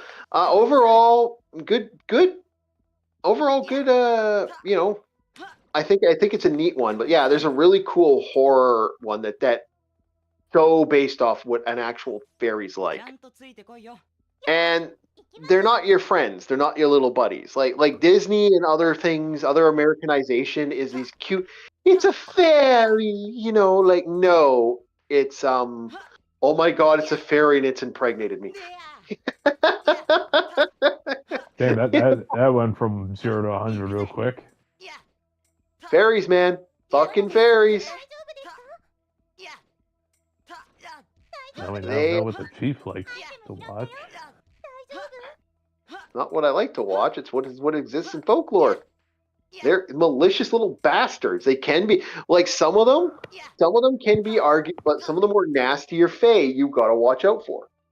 Like there's ones that like to pretend that they're like little kids and they'll climb on your back and shit, and then they'll stay on your back, and then they'll slowly get bigger and bigger and bigger, and they want you to like, and they'll like kind of force you to drown and shit. They're dangerous creatures, man. Do not trust the fae. That sounds actually very similar to what is it, the Snow Woman? Yeah, or the Boggins.